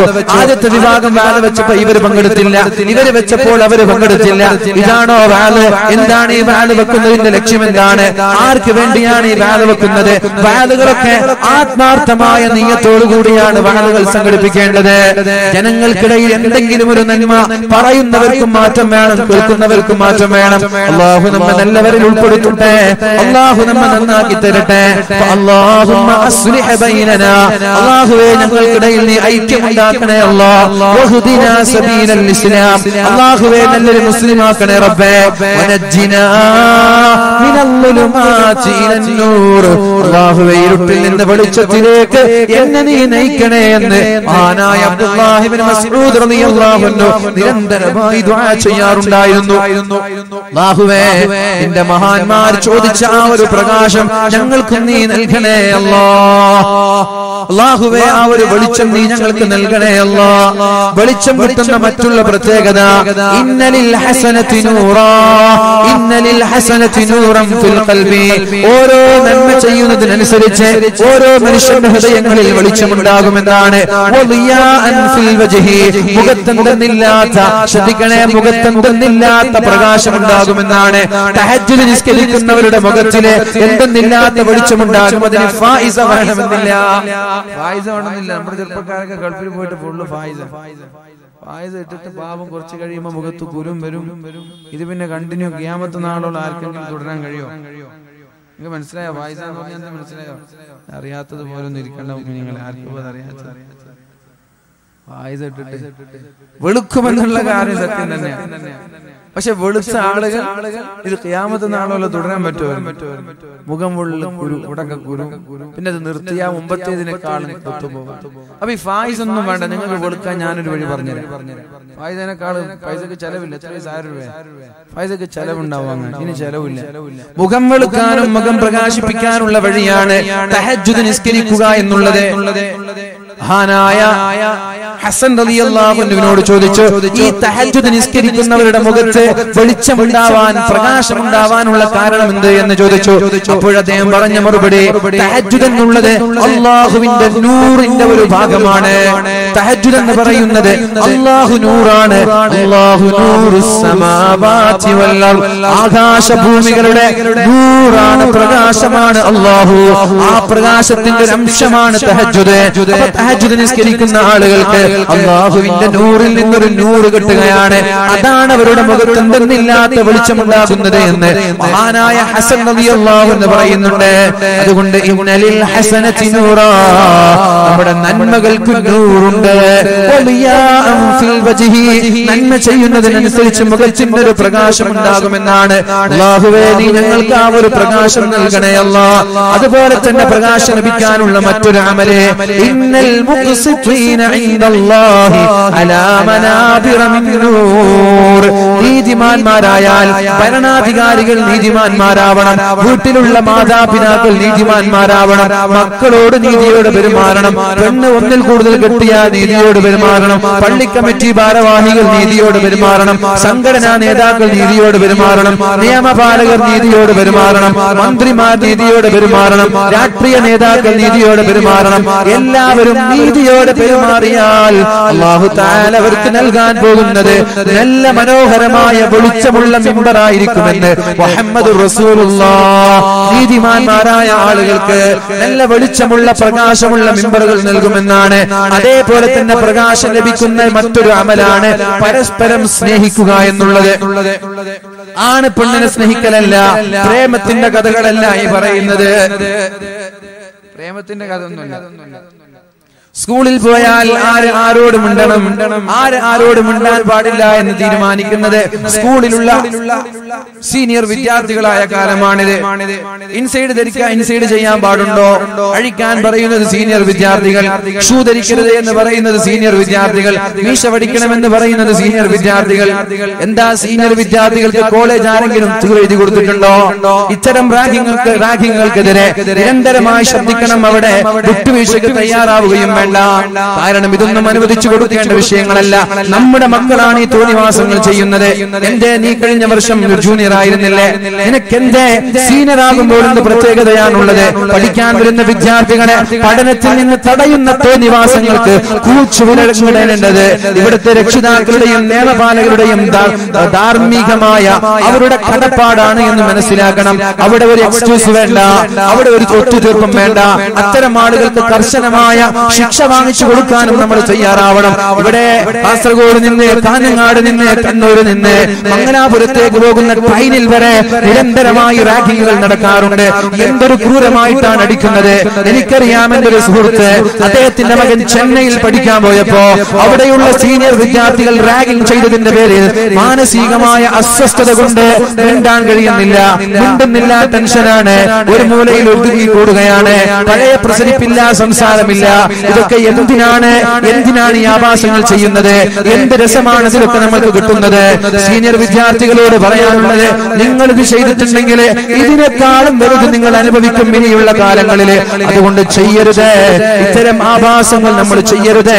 മറ്റൊരാളുടെ ശരീരത്തിലേക്ക് തൊടാനുള്ള സമ്മതം അല്ലാഹു തന്നിട്ടില്ല. ഹറാമാണത്. റബ്ബിന്റെ കോടതിയിൽ സമാധാനം ചോദിക്കാതെ, അവർക്ക് മാപ്പ് നൽകാതെ രക്ഷപ്പെടാൻ കഴിയില്ല. നമ്മുടെ നാളത്തെ മഹ്ശറയ്ക്ക് ഒരു പ്രത്യേകതയുണ്ട്. നമ്മുടെ അമൽ നമ്മുടെ ഉമ്മയ്ക്ക് കൊടുക്കാൻ കഴിയില്ല. ഞാൻ ചെയ്ത അമൽ എന്റെ ഉമ്മയ്ക്ക് കൊടുക്കാൻ കഴിയില്ല. ഞാൻ ചെയ്ത അമൽ എന്റെ മക്കൾക്ക് കൊടുക്കാൻ കഴിയില്ല. ഞാൻ ചെയ്ത അമൽ എന്റെ ഉപ്പയ്ക്ക് കൊടുക്കാൻ കഴിയില്ല. ഭാര്യയ്ക്ക് കൊടുക്കാൻ കഴിയില്ല. മക്കൾക്ക് കൊടുക്കാൻ കഴിയില്ല. പക്ഷേ ഞാൻ ചെയ്ത അമലുകൾ എന്റെ ശത്രുക്കൾക്ക് വാരിക്കോരി കൊടുക്കുന്ന ലോകമാണ് മഹ്ശറ എന്ന് പറയുന്നത്. എന്റെ ശത്രുക്കൾ എന്റെ അമലും കൊണ്ടുപോകും. എന്റെ ഉമ്മയ്ക്ക് ഒരു അമല് കൊടുക്കാൻ എനിക്ക് കഴിയില്ല. നാളെ എന്റെ മക്കൾക്ക് കൊടുക്കാൻ കഴിയില്ല. എന്നാൽ എന്റെ ശത്രുക്കൾ, ഞാൻ ചീത്ത പറഞ്ഞവർ, ഞാൻ അടിച്ചവർ, ഞാൻ ഗീബത്ത് പറഞ്ഞവർ, ഞാൻ നമീമത്ത് പറഞ്ഞവർ, ഞാൻ ഫസാദ് പറഞ്ഞവർ, അവരൊക്കെ കൂട്ടം കൂട്ടമായി വന്നിട്ട് അല്ലാഹുവിന്റെ കോടതിയിൽ എന്റെ അമലുകൾ ഓരോന്നോരോന്ന് പൊറുക്കി കൊണ്ടുപോകുന്നത് അവസാനം ഒന്നുമില്ലാതെ നിസ്സഹായനായി നിൽക്കുന്ന അവസ്ഥ നിങ്ങൾ ഓർത്തു നോക്കണം. അതുകൊണ്ടാണ് അല്ലാഹു തആല യൗമുത് തഗാബുൻ എന്നതിന് പേരിട്ടത്. കടം കൊടുക്കുന്ന ദിവസമാണത്. ആ സമയത്ത് റാഗിങ്ങിന്റെ ആളുകൾ സമാധാനം പറയാതെ രക്ഷപ്പെടാൻ കഴിയില്ല. അത് കോളേജുകളെ റാഗിംഗ് ആണെങ്കിലും ശരി, അതേപോലെ കല്യാണ റാഗിങ്ങുകളാണെങ്കിലും ശരി, ബോധമുണ്ടാവണം. നമ്മൾ ചെയ്തതൊക്കെ നമ്മൾ അനുഭവിക്കാൻ പോവുകയാണ്. എന്താണോ നീ ചെയ്യുന്നത് അതൊക്കെ നീ അനുഭവിക്കുമെന്ന് മുഹമ്മദ് റസൂലുള്ളാഹ്. അപ്പൊ പരസ്പരം സ്നേഹിക്കുക. ആണും പെണ്ണും തമ്മിലുള്ള പ്രേമല്ല. നമ്മൾ ആണുങ്ങളെ, പെണ്ണുങ്ങളെ ഒരാളെ സ്നേഹിക്കാൻ. എനിക്ക് ഇന്നാലിന്ന ഒരാൾ ഇഷ്ടമാണ്. റഷീദ് ഖാൻ ഇഷ്ടമാണ്. അല്ലെ, റഷീദ് ഖാൻ ഭയങ്കര ഇബാദത്തുള്ള ഒരു മനുഷ്യനാണ്. അല്ലാഹുവിന്റെ ദീനിൽ എനിക്ക് ഇഷ്ടമാണ്. ഇയാളെ കയ്യിൽ പൈസ ഉണ്ടല്ല, പൈസ ഉണ്ടെങ്കിൽ അറിയില്ല. അതുകൊണ്ട് അയാൾ എനിക്ക് ഇഷ്ടം. എന്നിട്ട് അങ്ങനെ ഇഷ്ടം തോന്നിയാൽ അയാളോട് പോയിട്ട് പറയണമെന്നാണ്, എനിക്ക് നിങ്ങളെ ഇഷ്ടമാണ് എന്ന് പറയണമെന്നാണ്. അങ്ങനെയാണ് അള്ളാന്റെ മാർഗത്തിൽ സ്നേഹിക്കണം. പൈസ കണ്ടിട്ടോ സ്ഥാനമാനങ്ങൾ കണ്ടിട്ടൊന്നുമല്ല.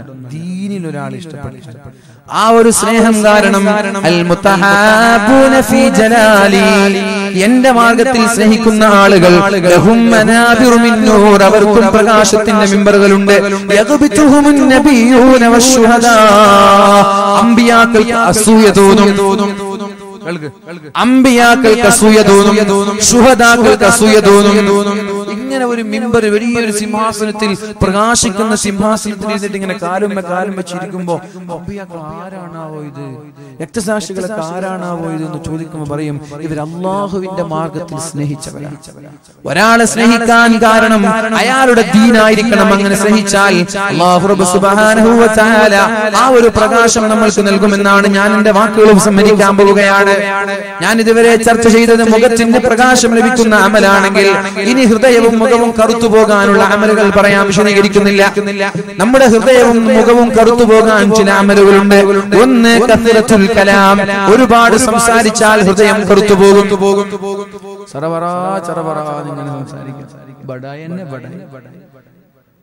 എങ്ങനെങ്കിലും ആള് നിർത്തിയിട്ട് പാടുന്ന എണീറ്റ് പോവാൻ, ഇയാള് നിർത്താൻ. അങ്ങനെ ചില ആളുകൾ നിർത്തൂല, ബടായി വിടാൻ തുടങ്ങിയാൽ നിർത്തൂല. തെറ്റുന്നുണ്ടാവും. ചിലപ്പോൾ ഗീബത്തും നമീമത്തൊന്നും ആയിരിക്കൂല. നല്ല വർത്തമാനം ഇങ്ങനെ തമാശകളായിരിക്കും, ഹലാലായ വിഷയങ്ങളായിരിക്കും. അതുപോലും വേണ്ട. കസറത്തുൽ കലാം, ഒരുപാട് സംസാരം നല്ലതല്ല. കഴിവിന്റെ പരമാവധി സംസാരം നിയന്ത്രിക്കണം. രണ്ട്, നഖ്ലുൽ അഹ്ദി മഅല്ലാഹി തആല ബിഫിഅലിൽ മആസി വതർക്കിൽ വാജിബാത്ത്. വാജിബാത്തായ നിർബന്ധമായ കാര്യങ്ങൾ ഉപേക്ഷിച്ചാൽ, അല്ലാഹു ചെയ്യരുത് എന്ന് പറഞ്ഞത് ചെയ്താൽ അല്ലാഹു തആല നിങ്ങളുടെ ഹൃദയത്തിനും മുഖത്തിനും ഒരു കറുപ്പ് നൽകുമെന്നാണ്. എത്ര വെളുത്തവരായാലും ചമ്മാടികളാണെങ്കിൽ മരണപ്പെടുമ്പോൾ മുഖത്തൊരു കരുവാളിപ്പുണ്ടാകും. എത്ര വെളുത്തവനാണെങ്കിലും ചെമ്മാടിയാണെങ്കിൽ മരണപ്പെടുന്ന സമയത്ത് മുഖത്തൊരു കരുവാളിപ്പുണ്ടാകും. എന്നാൽ എത്ര കറുത്തവനാണെങ്കിലും നല്ല മനുഷ്യനാണെങ്കിൽ മരണപ്പെടുമ്പോൾ ഒരു വെളിച്ചമുണ്ടാകും. ഇതൊക്കെ നിങ്ങൾക്ക് അനുഭവിക്കാൻ കഴിയും, നിങ്ങൾക്കിത് കാണാൻ കാണാൻ കഴിയും. മൂന്നാമത്തെ വിഷയം ഒരുപാട് ചിരിക്കാൻ പാടില്ല, ചിരി പാടില്ല, ചിരി വർദ്ധിക്കാൻ പാടില്ല. തമാശ മാത്രം, ചിരി മാത്രം അത് വേണ്ട. തമാശ കുറച്ചൊക്കെ ആവാം, ഒരുപാട് വേണ്ട. ഒരുപാട് ചിരിച്ചാൽ നിങ്ങളുടെ ഹൃദയം ചത്തുപോകുമെന്ന്, കറുത്തുപോകുമെന്ന് മുഹമ്മദുർ റസൂലുള്ളാഹ്. മഹാനായ ഹസനുൽ ബസരി തങ്ങൾ ഒരു ചെറുപ്പക്കാരന്റെ സമീപത്തു കൂടെ നടന്നു പോവുകയാണ്. അദ്ദേഹം ഇങ്ങനെ ചിരിക്കുകയാണ്. വിറ്റക്കടിക്കുമ്പോ കസേര കടിച്ചു ചിരിക്കും ചില ആളുകൾ. വിറ്റക്കടിച്ചാൽ അപ്പുറത്തുള്ള ആളുടെ പുറം പൊളിക്കും അടിച്ചിട്ട്. വിറ്റാണ്, വിറ്റിൽ ചിരിച്ചാണ് പാവത്തിൽ തിരിച്ചടിക്കാൻ കഴിയും. ചുടിയൊക്കെ ഉണ്ടെങ്കിൽ അങ്ങനെ തീർത്താൻ പറ്റും. നല്ല വിറ്റടിക്കുമ്പോ നല്ലൊരു അടി കൊടുത്ത. അപ്പൊ മഹാനായ ഹസനുൽ ബസരി തങ്ങൾ ഒരു ചെറുപ്പക്കാരന്റെ സമീപത്തുകൂടെ നടക്കുകയാണ്. അദ്ദേഹം ഇങ്ങനെ ചിരിച്ചുകൊണ്ടിരിക്കുകയാണ്. കുറച്ചാളുകളുള്ള ഒരു സദസ്സാണത്. അദ്ദേഹം ചോദിച്ചു, യാ ഫതാ, അല്ലയോ ചെറുപ്പക്കാരാ, ഹൽ മറർത ബിസ്സിറാത്ത്, സിറാത്ത് പാലത്തിലൂടെ നീ കടന്നു പോയിട്ടുണ്ടോ? ചെറുപ്പക്കാരൻ പറഞ്ഞു, ഇല്ല, ഞാൻ കടന്നു പോയിട്ടില്ല. ഫഹൽ തദ്രി ഇലൽ ജന്നതി തസ്വീറു അം ഇലൻ നാർ, നീ നരകക്കാരനാണോ സ്വർഗ്ഗക്കാരനാണോ എന്ന് നിനക്കറിയുമോ? അദ്ദേഹം പറഞ്ഞില്ല, എനിക്കറിയൂല. ഫമാ ഹാദല്ലാഹ്, പിന്നെ എന്തിനാണോ നീ ചിരിക്കുന്നത്? സ്വർഗ്ഗത്തിലാണെന്ന് അറിഞ്ഞവർ വരെ ഇവിടെ ചിരിച്ചിട്ടില്ല. മഹാനായ ഉമർ ഇബ്നുൽ ഖത്താബ് തങ്ങൾക്ക് സ്വർഗ്ഗത്തിന്റെ സന്തോഷവാർത്ത അറിയിച്ചിട്ടുണ്ട്. പക്ഷേ അദ്ദേഹം ചിരിച്ചിട്ടില്ല, കരഞ്ഞിട്ടേ ഉള്ളൂ ജീവിതത്തിൽ. മഹദിയായ ഫാത്തിമ ബിവിക്ക് സന്തോഷവാർത്ത അറിയിച്ചിട്ടുണ്ട്. നബി തങ്ങളുടെ വഫാത്തിന്റെ ശേഷം ചിരിച്ചിട്ടേയില്ല. പരിശുദ്ധമായ ഖുർആനിന്റെ ആയത്ത് കേട്ടാൽ കരഞ്ഞ് കരഞ്ഞ് മാസങ്ങളോളം രോഗിയായി കിടന്നിട്ടുണ്ട് മഹാനായ ഉമർ ഇബ്നുൽ ഖത്താബ് റളിയല്ലാഹു അൻഹു. പിന്നെ എന്താണോ നീ ചിരിക്കുന്നത്? നരകക്കാരനാണോ എന്ന് നിനക്കറിയില്ല, സ്വർഗ്ഗക്കാരനാണോ എന്ന് എനിക്കറിയില്ല, സിറാത്ത് പാലത്തിലൂടെ നീ കടന്നിട്ടില്ല. ഇത് പറഞ്ഞപ്പോൾ അയാൾക്ക് ബോധോദയമുണ്ടായി. പിന്നെ പിന്നെ അയാൾ ജീവിതത്തിൽ ചിരിച്ചിട്ടേ ഇല്ല എന്നാണ്. അന്ന് മുതൽ ജീവിതത്തിൽ ചിരിച്ചിട്ടില്ല. പിന്നെയോ കഫറത്തുൽ അക്ലി, ഒരുപാട് തിന്നാൻ പാടില്ല, ഒരുപാട് തിന്നരുത്. തീറ്റ വർദ്ധിച്ചാലും ഹൃദയത്തിൽ കാഠിന്യമുണ്ടാകും. അത് മാത്രം പറയരുത് അല്ലേ? തീറ്റയുടെ വിഷയം മാത്രം പറയരുത്, ബാക്കിയൊക്കെ പറഞ്ഞോളൂ. ഇപ്പൊ എന്താ പേര് പറയാൻ പാടില്ലാത്തുള്ള ചിരിയുടെ വിഷയം പറയാതിരിക്കണം. ചിരിക്കൽ എന്നല്ലേ പണി? തിന്നുക, ചിരിക്കുക, തമാശ പറയാ, കുറെ വിടായി വിടാ, അതല്ലാതെ എന്താ നമുക്ക് പണിയുള്ളത്? തീറ്റ വർദ്ധിക്കാൻ പാടില്ല. ബിശ്ർ ഇബ്നു ഹാരിസ് തങ്ങൾ പറഞ്ഞു, രണ്ട് കാര്യങ്ങൾ ഒരു മനുഷ്യന്റെ ഹൃദയത്തെ കറുപ്പിച്ചു കളയുമെന്ന്. ഒന്ന് കസറത്തുൽ കലാം, ഒരുപാട് സംസാരിക്കലാണ്. രണ്ട് കസറത്തുൽ അക്ലി, ഒരുപാട് തിന്നലാണ്. തിന്നങ്ങട്ട് 4-5 പൊറോട്ട കടിച്ചു മാറാ അല്ലെ, 10-12 പത്തല് തിന്ന. തീറ്റയുടെ കാര്യത്തിൽ ഒരു നിയന്ത്രണം വേണം. ഇന്ന് നിങ്ങൾ എത്രയാണോ തിന്നുന്നത് അതിന്റെ പകുതിയാവണം നാളെ മുതൽ തിന്നേണ്ടത്. ഒരു 10 പത്തലൊക്കെ രാവിലെ നാസ്തയ്ക്ക് തിന്നുന്നവരുണ്ട് അവിടെ അല്ലേ? 10 പത്തലൊക്കെ തിന്നുന്ന ആൾ ഇഷ്ടം പോലെ ഉണ്ടാവും. അപ്പൊ അവരെന്ത് ചെയ്യാം? നാളെ മുതൽ 5 പത്തല് 5 3-4 പൊറോട്ടൊക്കെ തിന്നുന്ന ആള് 2 ആക്കി ചുരുക്കുക, 2 തിന്നവർ 1 ആക്കി ചുരുക്കുക. നമ്മളിപ്പോൾ എത്രയാണോ തിന്നുന്നത് അതിന്റെ നേരെ പകുതിയാക്കി ചുരുക്കിയാൽ ഞാൻ പറയാം, നിങ്ങൾ പല രോഗങ്ങളിൽ നിന്നും രക്ഷപ്പെടും. നിങ്ങൾക്ക് രോഗങ്ങൾ ഉണ്ടാവൂല, പല രോഗങ്ങളിൽ നിന്നും നിങ്ങൾ രക്ഷപ്പെടും. ഷുഗർ പോലെ, കൊളസ്ട്രോൾ പോലെ, യൂറിക് ആസിഡ് പോലെ ഏത് രോഗങ്ങളാണെങ്കിലും പകുതിയിലധികം രോഗങ്ങളിൽ നിന്നും നിങ്ങൾ രക്ഷപ്പെടും. അതോടൊപ്പം ജിമ്മിന് പോകണമെന്നില്ല, നിങ്ങളുടെ വയറ് കുറയും. വലിയ വലിയ വയറിൽ നിന്ന് നമ്മൾ രക്ഷപ്പെടും. കസറത്തുൽ അക്ലി, ഒരുപാട് തിന്നാൻ പാടില്ല. അഞ്ചാമത്തേത് കസറത്തുൽ ദുനൂബി, ഒരുപാട് തെറ്റ് ചെയ്യാൻ പാടില്ല. തെറ്റ് ചെയ്യുന്നതിനനുസരിച്ച് ഹൃദയം പുറത്തുപോകുമെന്നാണ്. ആറാമത്തേത് സുഹ്ബത്തുസ് സൂഇ, ചീത്ത കൂട്ടുകെട്ടുകൾ ഉണ്ടാവാൻ പാടില്ല. ചീത്ത ചങ്ങാതിമാരിൽ നിന്ന് മാറ്റി നിർത്തണേ. ഈ സമയത്ത് ഇവിടെ ഇരിക്കുന്ന ആണുങ്ങളോട്, അവിടെ ഇരിക്കുന്ന സ്ത്രീകളോട് എനിക്ക് പറയാനുള്ളത്, നിങ്ങളുടെ ചങ്ങാതിമാരെ കുറിച്ച് 1 മിനിറ്റ് ഒന്ന് ആലോചിക്കുക. നിങ്ങളെ ചങ്ങായിമാരെ കുറിച്ച് ആലോചിച്ചു. നിങ്ങൾക്കൊക്കെ ഉണ്ടാവും ചങ്ങായിമാർ. ഒന്നാലോചിക്കും, നിങ്ങളുടെ ബെസ്റ്റ് ഫ്രണ്ട് 2-3 ചങ്ങായിമാരുടെ മനസ്സിൽ ഇങ്ങനെ ആലോചിക്കും. അടുത്ത ചങ്ങാതിമാരട്ടോ ആലോചിച്ചോ. പെണ്ണുങ്ങളും ആണുങ്ങളെല്ലാം സ്കൂളും മദ്രസയും ഗൾഫും ഏറ്റവും ബെസ്റ്റ് 3 ചങ്ങായിമാരാണ്. കിട്ടിയിട്ടുണ്ടാവൂലേ? കിട്ടിയില്ലേ? 3 ചങ്ങായിമാർ കിട്ടിയില്ലേ? തടിയുള്ള ചങ്ങായിമാരാണ്, പെട്ടെന്ന് കിട്ടാതിരിക്കുന്നത്.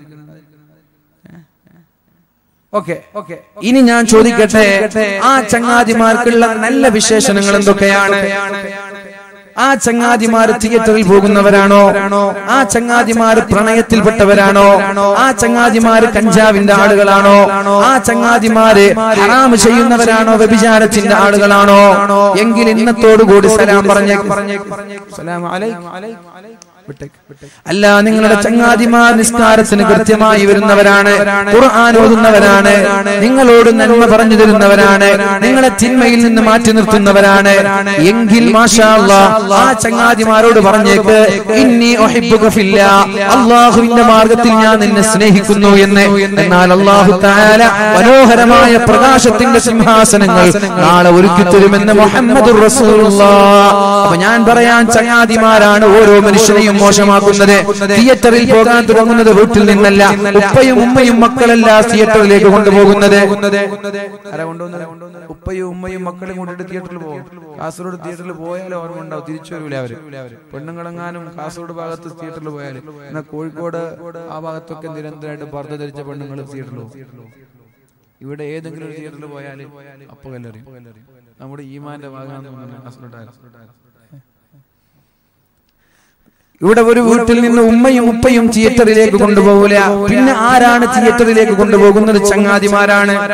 ചങ്ങാതിമാരെ കൊണ്ടുപോവാ, സ്കൂളിൽ നിന്നോ ഫാമിലിയിൽ നിന്നോ മദ്രസയിൽ നിന്നുള്ള ചങ്ങാതിമാരെ തിയേറ്ററിൽ കൊണ്ടുപോവാ. കഞ്ചാവ് പഠിപ്പിക്കുന്നത് വീട്ടിൽ നിന്നല്ല, ചങ്ങാതിമാരാണത്. വ്യഭിചരിക്കാൻ പഠിപ്പിക്കുന്നത് തിയേറ്ററല്ല, ചങ്ങാതിമാരാണ്. വീട്ടല്ല, ചങ്ങാതിമാരാണ്. അങ്ങനെ ഏത് ചിന്മകളിൽ നമ്മൾ പെടുന്നുണ്ടെങ്കിലും അതിന്റെ പ്രധാനപ്പെട്ട കാരണക്കാര് ചങ്ങാതിമാരാണ്. അതുകൊണ്ട് രക്ഷിതാക്കൾ നന്നാക്കാൻ നോക്കേണ്ടത് നിങ്ങളുടെ മക്കളെയാണ്. ആ സമയത്ത് എങ്ങനെ നന്നാക്കണമെന്ന് വിചാരിക്കുമ്പോൾ, എങ്ങനെ നന്നാക്കണമെന്ന് നിങ്ങൾ ആഗ്രഹിക്കുമ്പോൾ, എങ്ങനെ ചിന്തിക്കുകയാണെങ്കിൽ ഞാൻ പറയാം, നിങ്ങളുടെ മക്കളുടെ ചങ്ങാതിമാരെ കുറിച്ചൊരു പഠനം നടത്തിയിട്ട് ചീത്ത കൂട്ടുകെട്ടിൽ നിന്ന് മക്കളെ മാറ്റി നിർത്തുക എന്നുള്ളതാണ് നന്നാവാനുള്ള ഏറ്റവും എളുപ്പവഴി. അല്ലാഹു തആല നമ്മെ നന്നാക്കി തരട്ടെ. എന്റെ വാക്കുകൾ ഞാൻ ഉപസംഹരിക്കുകയാണ്. അപ്പൊ ഇതുവരെ നമ്മൾ ചർച്ച ചെയ്തത് മുഖം പ്രകാശിക്കുന്ന ഒരു വിഭാഗം, ഹൃദയം പ്രകാശിക്കുന്ന ഒരു വിഭാഗം, അതേപോലെ മുഖവും ഹൃദയവും ശരീരവും കറുത്തുപോകുന്ന ഒരു വിഭാഗം. അല്ലാഹു തആല നാളെ ആഖിറത്തിൽ മുഖവും ശരീരവും വെളിച്ചമുള്ള ആളുകളായി അല്ലാഹു നമ്മെ സ്വീകരിക്കട്ടെ. നാളെ ഖബറിൽ പോയാൽ ഖബറിടം വെളിച്ചമുള്ള ഖബറിടമാക്കി അല്ലാഹു നമ്മെ ഏറ്റെടുക്കട്ടെ.